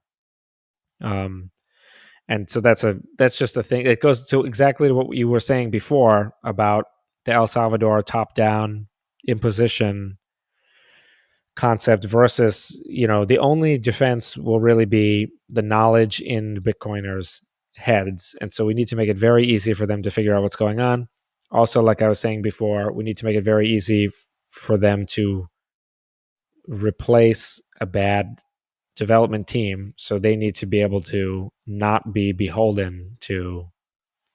So those are a lot of reasons to do that. But the most the biggest reason is not any of those. It's just that Drivechain is very misunderstood, and I think if you make the GUI, it's much easier to understand. And I think it's totally. I think it's 100% fair for people to say, I haven't looked into Drivechain because I don't have too much time, but I don't understand it, and so I'm not gonna endorse anything I don't understand.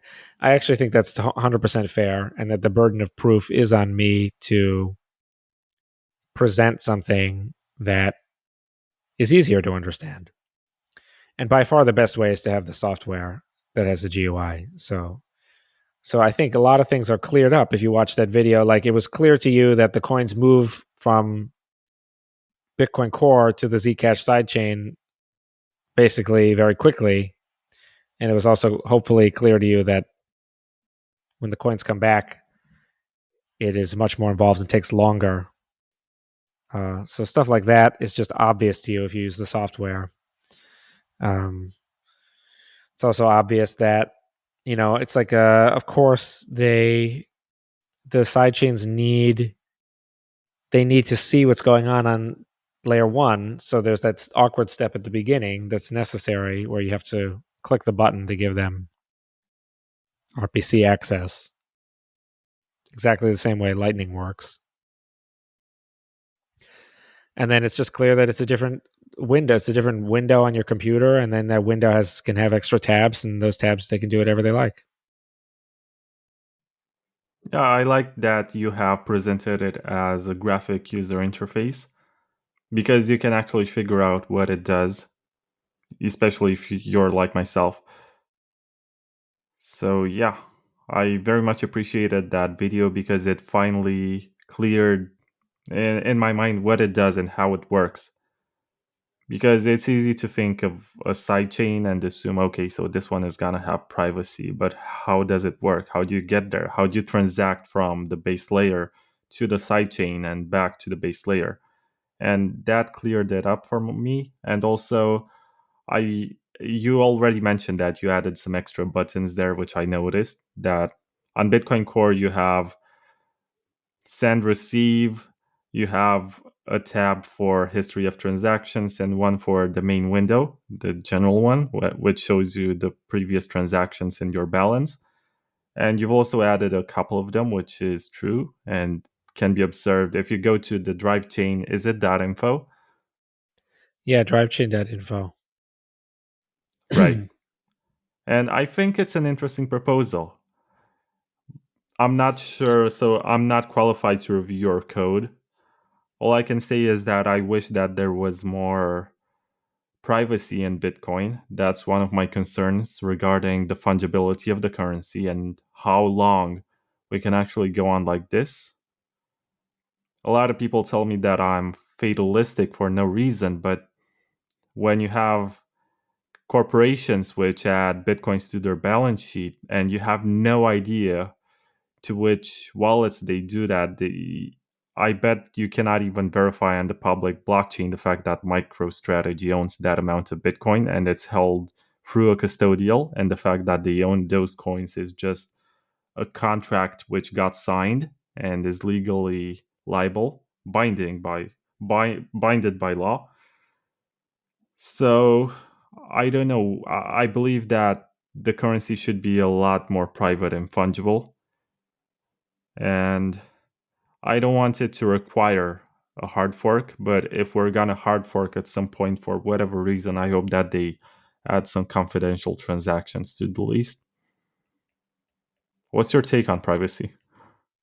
Well, obviously, it's extremely important to me. I think when I read about Bitcoin, I was introduced to it through the Silk Road article. I'd heard about it before, and I was like, "This is the stupidest idea," and I hated it a lot. Actually, I was like, "You can't just invent your own money; that won't work." What about network effects? What about copycats? But then I read about how people were using it to buy drugs on Silk Road, and I was like, "Oh, it's you know, obviously it's already happened. It already is. It already is used as money. It already is solving a problem." I knew that it would be used in every illegal transaction eventually, and that it could be used in every legal transaction because the blockchain doesn't know any difference. And so that's kind of the two pillars are really holding it up, is its ability to make these illegal and legal transactions. So the privacy is just it follows logically from that observation, and then it would be the least constrained medium of exchange, especially on the internet.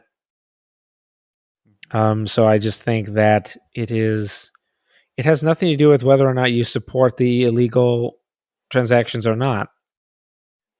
It's just a statement of logic that there will be some people who can only use Bitcoin to solve their problem, and they will be converted in. It's a one-way street. And then since Bitcoin can also be used for legal transactions, this supplies the sort of pretext for it existing. So there has to be. Well, I mean, that's why I created the Zcash sidechain anyway, so that it's like everyone could use the Z-Sends. There was an article that I quoted in my Bitcoin 2021 talk about this one darknet market switching from BTC to Monero only, and so it's partially a reaction to things like that. That Bitcoin should have a privacy option. The whole premise of Bitcoin is that it is like a bank that is loyal to the user and not anyone else. And so the anyone else includes, lawmakers as well as,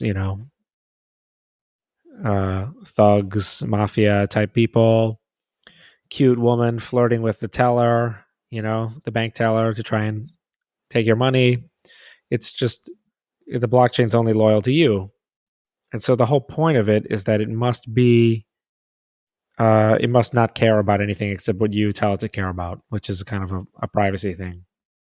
It's also inescapably true that our modern world is losing privacy in leaps and bounds.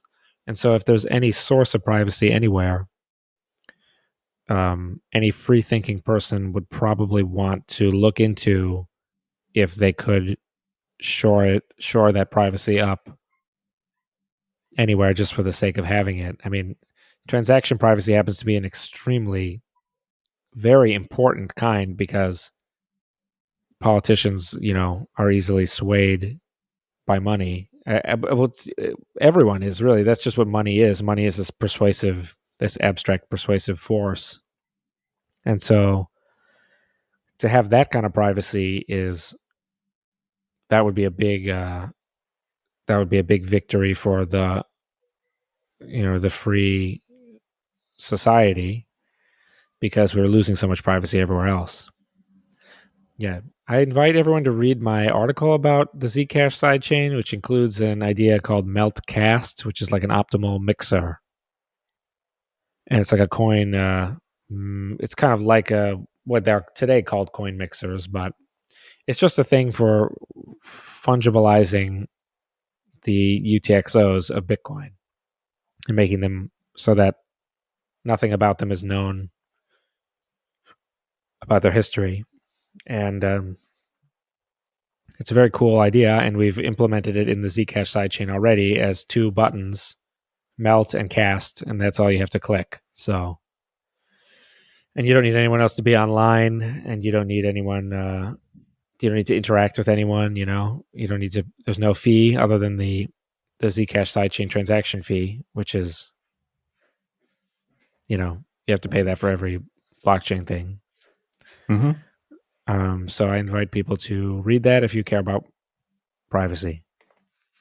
Okay, one of the last questions that I have for you, and don't make it too long because I know you're tired and you have other stuff to do. But I recall you tweeted at some point that you believe that Satoshi was not a cypherpunk.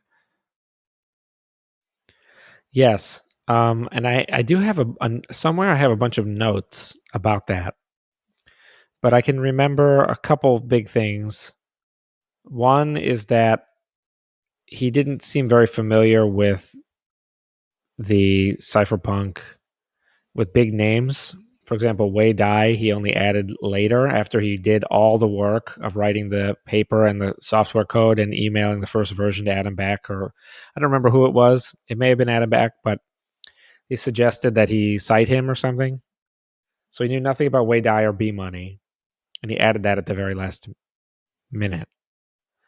But there's also the fact that he wrote in Microsoft Windows for Microsoft Windows. The first version of the software was just download this, click Bitcoin, .exe.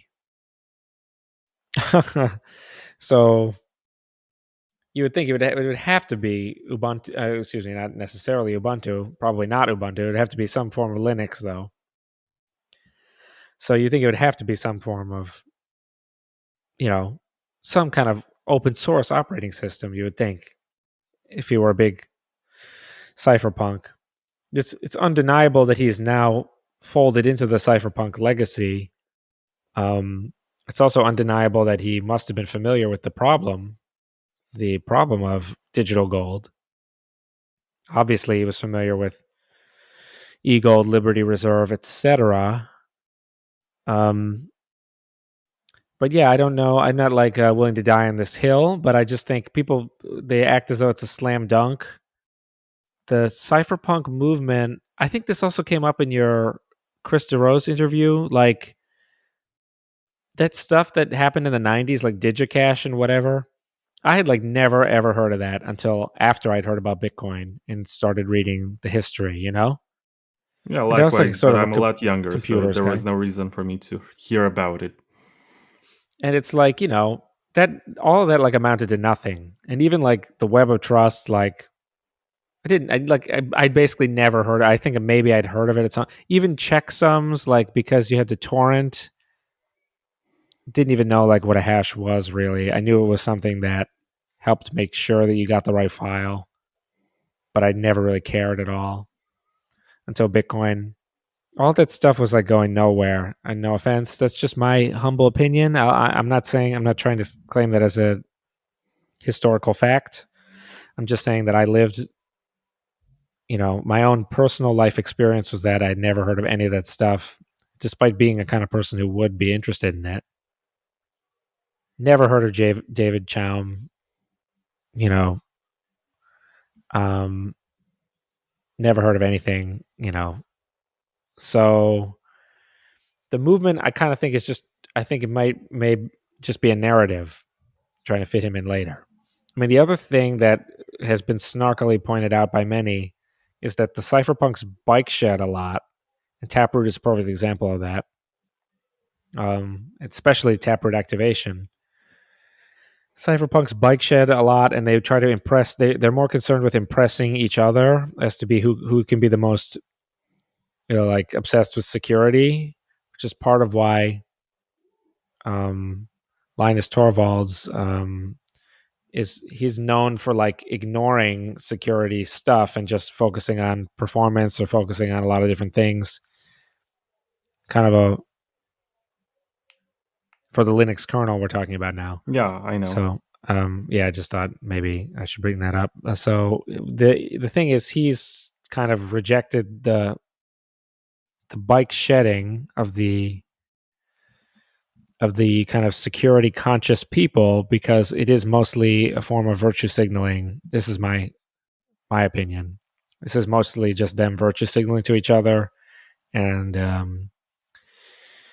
so they never really were able to get anything done because they were just so obsessed with all this. This is totally just one man's opinion. I have absolutely no idea if this is right or not. I'm just giving you the world as I see it. I really think it was a lot of taproot activation, web of trust, stuff that no one really used. World and Satoshi built something that was actually useful for something. I don't know. You could say he was the one cypherpunk who got it right. I don't know. So I don't exactly remember all of my notes, but I mean, writing for Microsoft Windows, writing in and for Microsoft Windows, because Bitcoin was, I mean, from what we gather, it was written in, I think, Microsoft Visual Studio. So that's kind of weird, isn't it? I mean, would a cypherpunk really do that? Well, it's kind of the perfect smokescreen, right? If you want to deceive people and not look too much into who you are, you're going to do the opposite in some regards. Unfortunately, that argument that's like an empty argument, because it means anything Satoshi does that is non-cypherpunk, it's just because of he was trying to throw people off the track. But if he does anything that was cypherpunk, it's because he really was a cypherpunk. So that argument just kind of hits nowhere, I think. But yeah, I don't particularly, Satoshi may have identified as a cypherpunk. Personally, I doubt it, but that's just my opinion. That was just a tweet that I had thrown out at one point. Yeah, and I remember mean, Adam also he Back wasn't familiar. disagreeing. Like you would think, yeah. People, I think I could easily be wrong about this. I'm not. This is a very weakly held view. I definitely think he was not. I think he had almost nothing to do with Austrian economics.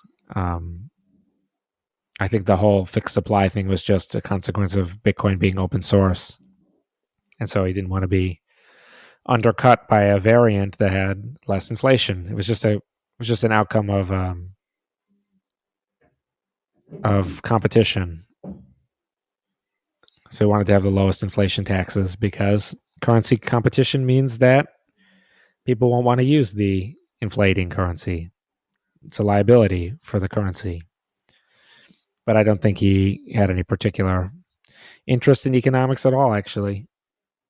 I recall Adam Back saying that what Satoshi actually fixed was inflation, as the design that Nick Szabo had for BitGold included a type of inflation which was driven by the free market. So you could have a lot of blocks that were getting mined, for example, while there was a lot of demand and activity, and almost none at all if there was no demand.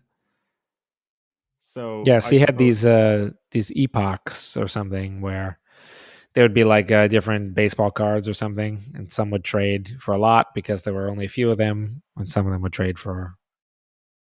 Yeah, it was a very cool idea. but obviously cypherpunks and Austrian economists would be much more interested in allowing the free market to decide. Whereas Satoshi was kind of authoritarian in this regard. He said, no, you're going to have this much coins and you're going to have all of these parameters, which I are arbitrarily set, and you're going to have to abide to if you want to be part of this network.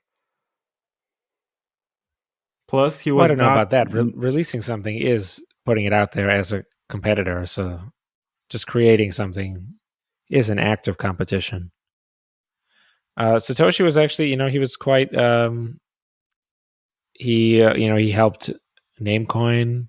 He in the thread where BitDNS, as it was called, is invented. Satoshi just throws out a line about how he thinks that people will want to use cheaper blockchains and they won't want to shell out for expensive space in Bitcoin's chain. So in 2010, he obviously thought that there would be many, many different blockchains that had different block sizes and different fee rates. So I think he was pro competition. I mean, the stuff was open source, so I don't think he ever. But he was in a different time, of course, before there were so many blatant scams and things. Let me ask you something else, which deals with this maximalist.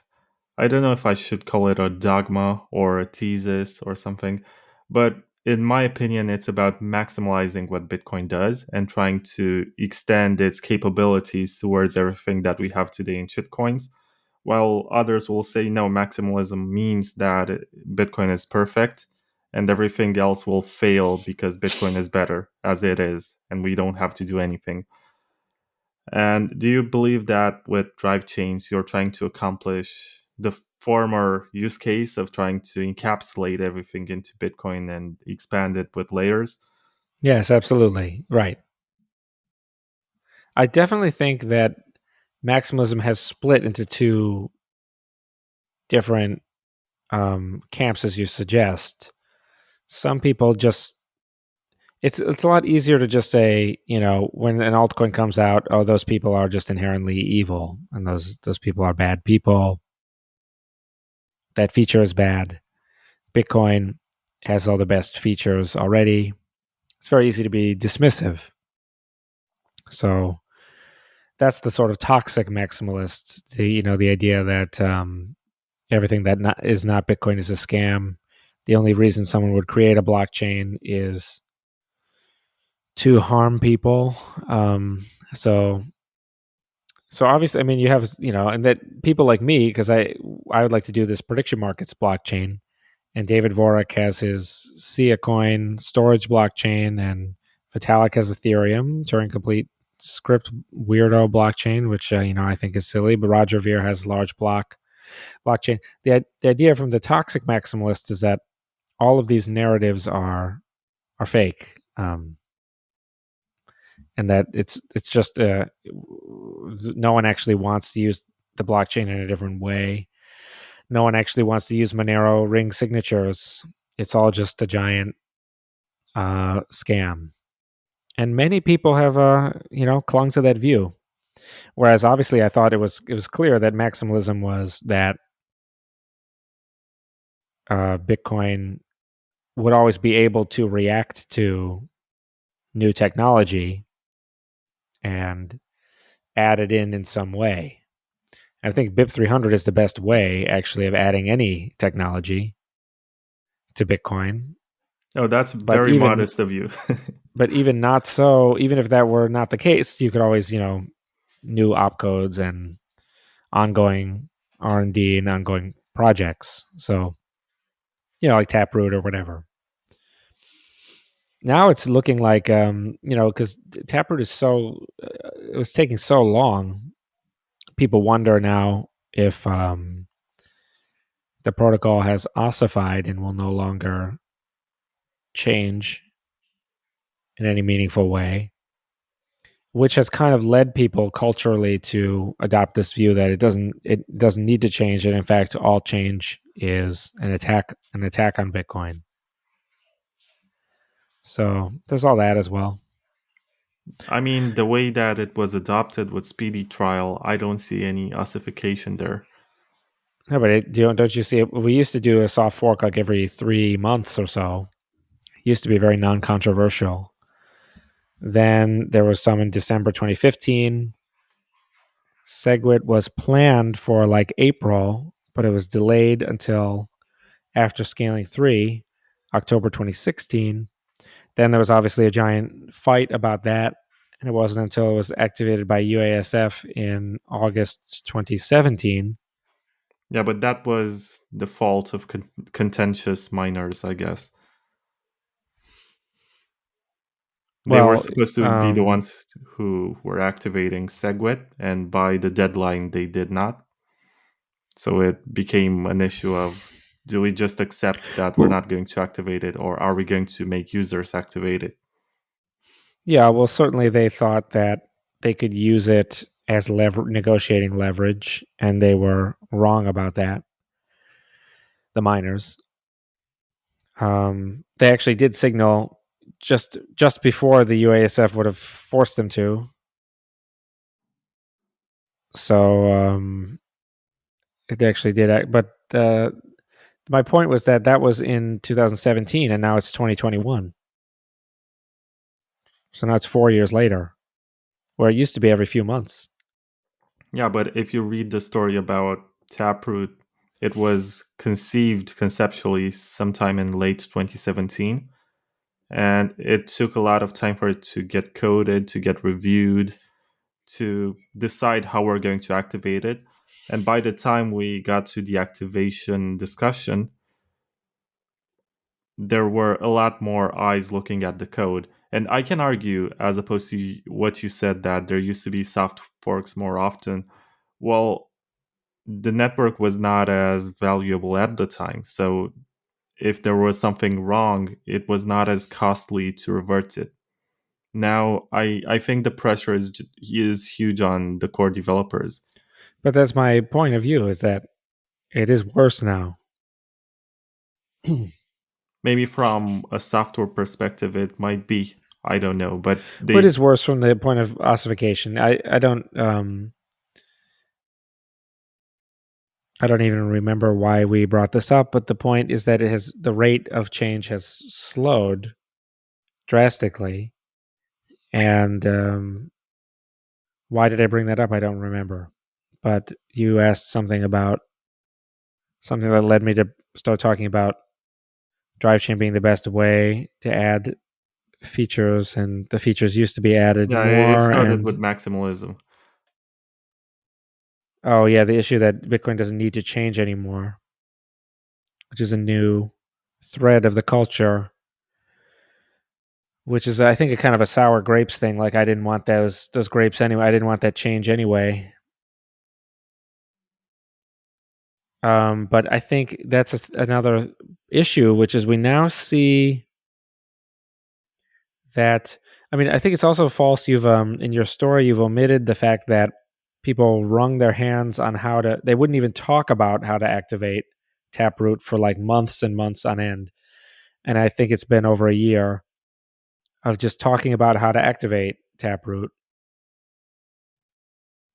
and of trying to avoid basically BIP 9 activation, which is basically very similar to what, I mean, Speedy Trial and the original minor BIP 9 activation is, ultimately not that different.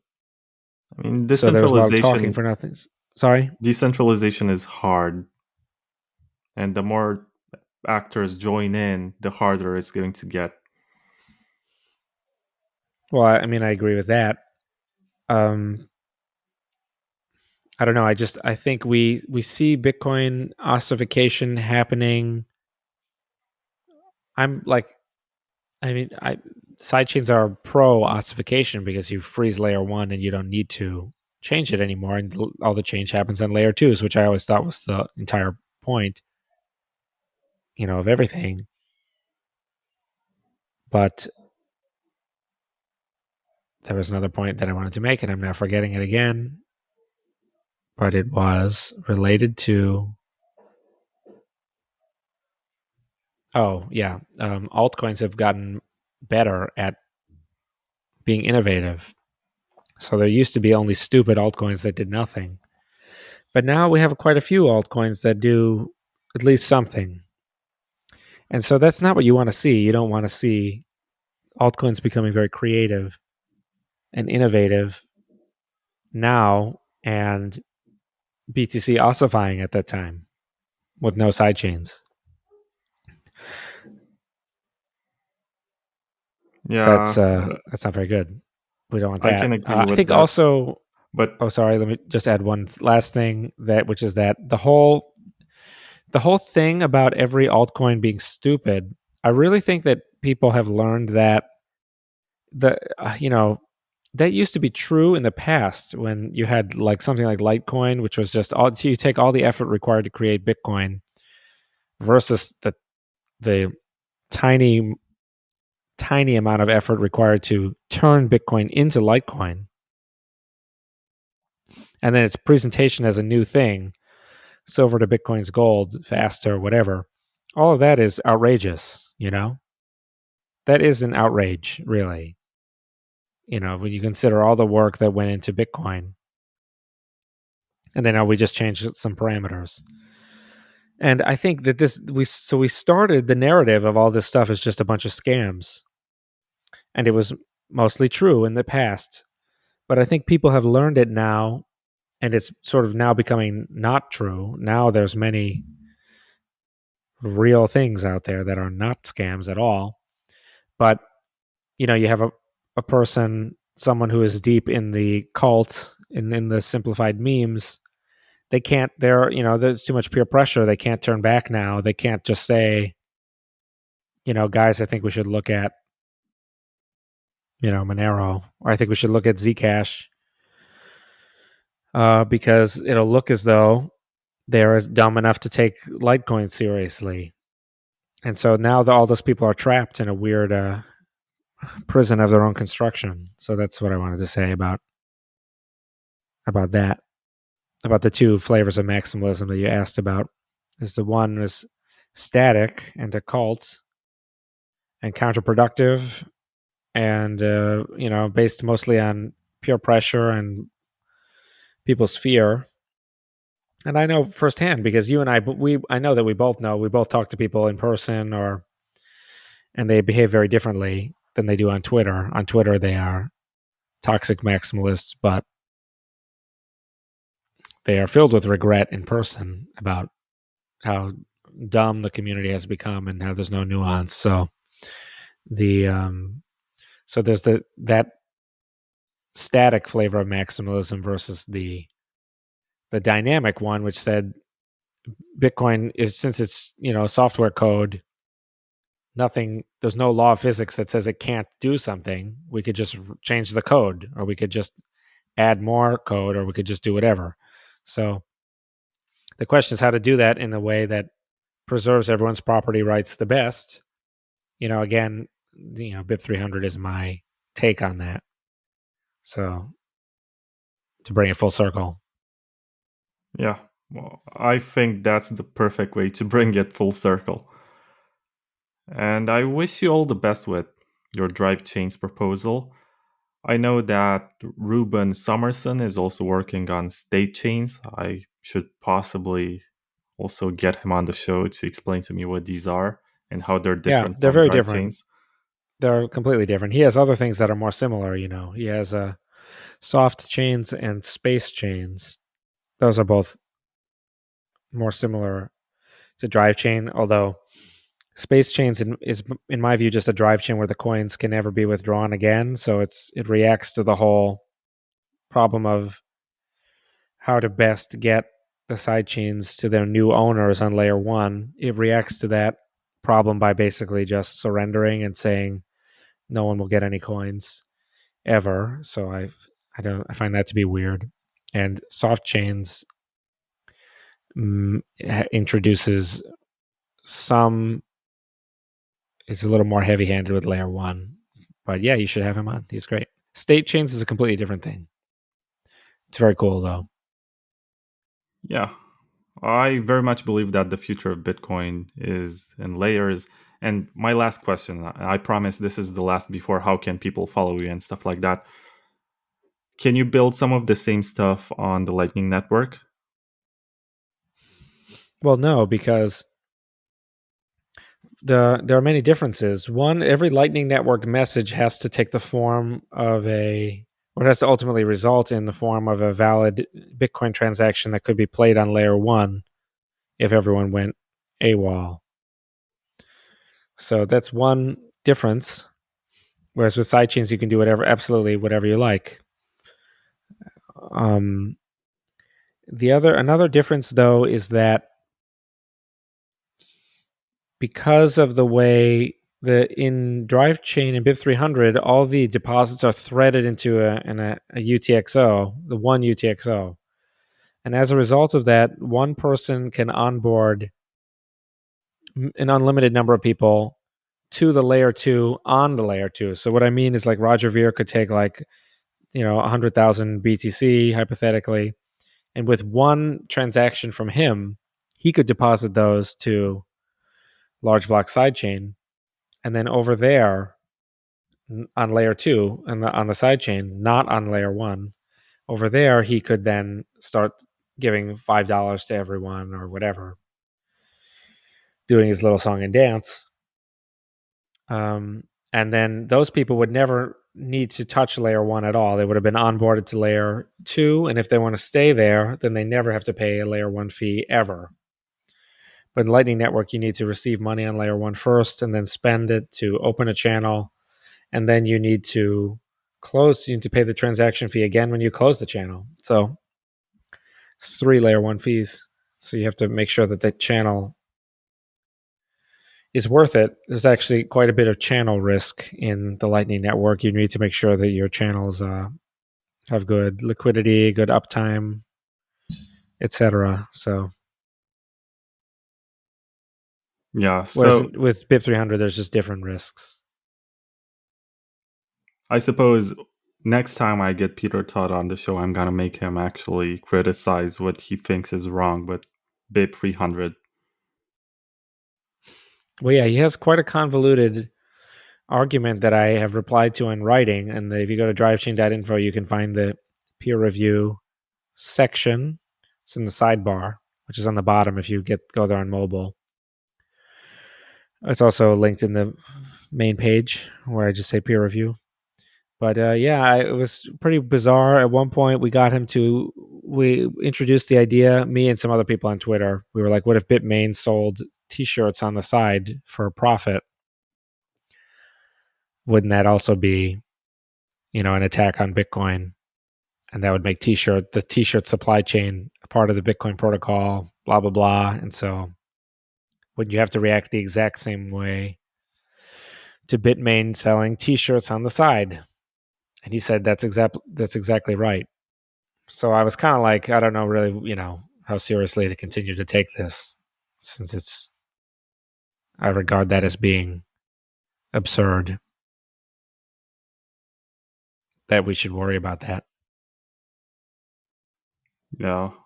I'm all in favor for this conservative approach to improving Bitcoin, but I'm all for improvement at the same time. So I would not merge something into core or update my node with something that did not get at least 6 months to 1 year of review and was discussed by the community. But if it turns out to be in line with all the consensus rules and not against any of the Bitcoin incentives and pro Bitcoin security on the long term, because honestly, we like to talk a lot about what's going to happen to Bitcoin in the coming years, but we don't factor in how the diminishing mining rewards and the economy that's relying on fees is going to actually secure the network, and how that's going to still be profitable and incentivize miners to go on. It pretty much relies on a constant price pump in terms of fiat for as long as we are still on the US dollar standard. And that's going to be interesting. I like to but believe. actually, there's a problem that actually it has to continue even after Bitcoin has replaced everything, because the purchasing power also needs to go up. So it's quite a big issue. And I wrote an article about this. Yet more problems that are just solved by merge mine sidechains, in my opinion. But to speak to your other earlier point, I don't want this to activate without community consensus. But I kind of don't think that SegWit or Taproot had such a consensus, actually. I would like to do much better than that.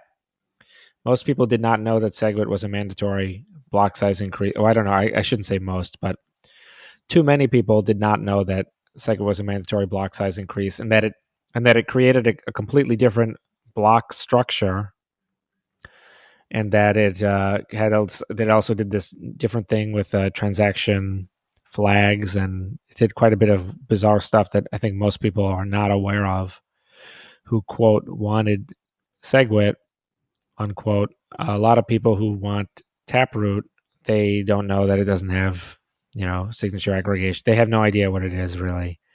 And I wouldn't want that at all. And so I would want people to only cheer for BIP 300 if they actually understood it. And I certainly would want people to only cheer against BIP 300 if they understood it, but I don't think that's happening anytime soon. The people who cheer against it mostly, they will mostly admit that they haven't looked into it at all. But yeah, quite a bit of support is growing. But I would want there to be a lot of support, and the only way that can happen is if people learn about the project, and the best way for people to do that is for them to download the software. or at least go on drivechain.info and read. But there's software releases, drivechain.info. It's the first link on the page. You gotta download the software and use it yourself. Then you will know exactly what it does. If you're allowed to send your Bitcoin to an exchange and sell it for an altcoin or for fiat, you should be allowed to send your Bitcoin to a weird script, which is all that BIP 300 is at the end of the day. Okay.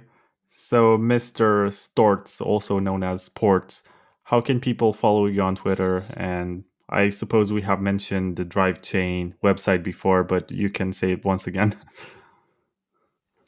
Yes, on Twitter, I'm Truthcoin, Truthcoin. That's all based on this Oracle paper from 1,000,000 years ago, and also my last name being impossible to spell. Truthcoin is where my blog lives, truthcoin.info, and the project became bitcoinhivemind.com.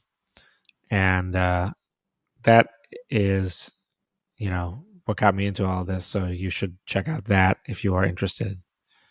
There's all the projects now have cool YouTube videos on the front page that are much shorter.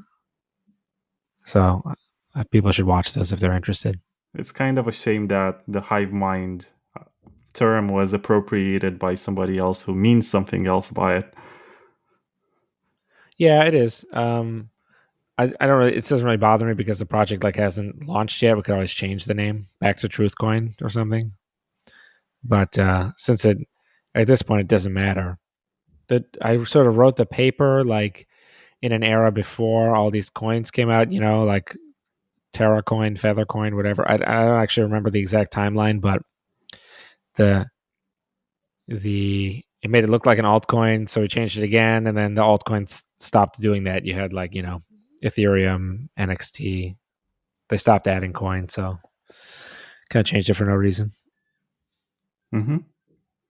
So thank you very much for doing this interview. I know it ended up being extremely long. I'm not going to cut anything except for that small break that we took. And I hope that people will listen. Give us a shout out on Twitter if you did listen to this point. And I'll talk to you later. Golden Bitcoin, golden Bitcoin, golden Bitcoin, golden Bitcoin, golden Bitcoin, golden Bitcoin, golden Bitcoin, golden Bitcoin, golden Bitcoin, golden Bitcoin. Voltura. Voltura.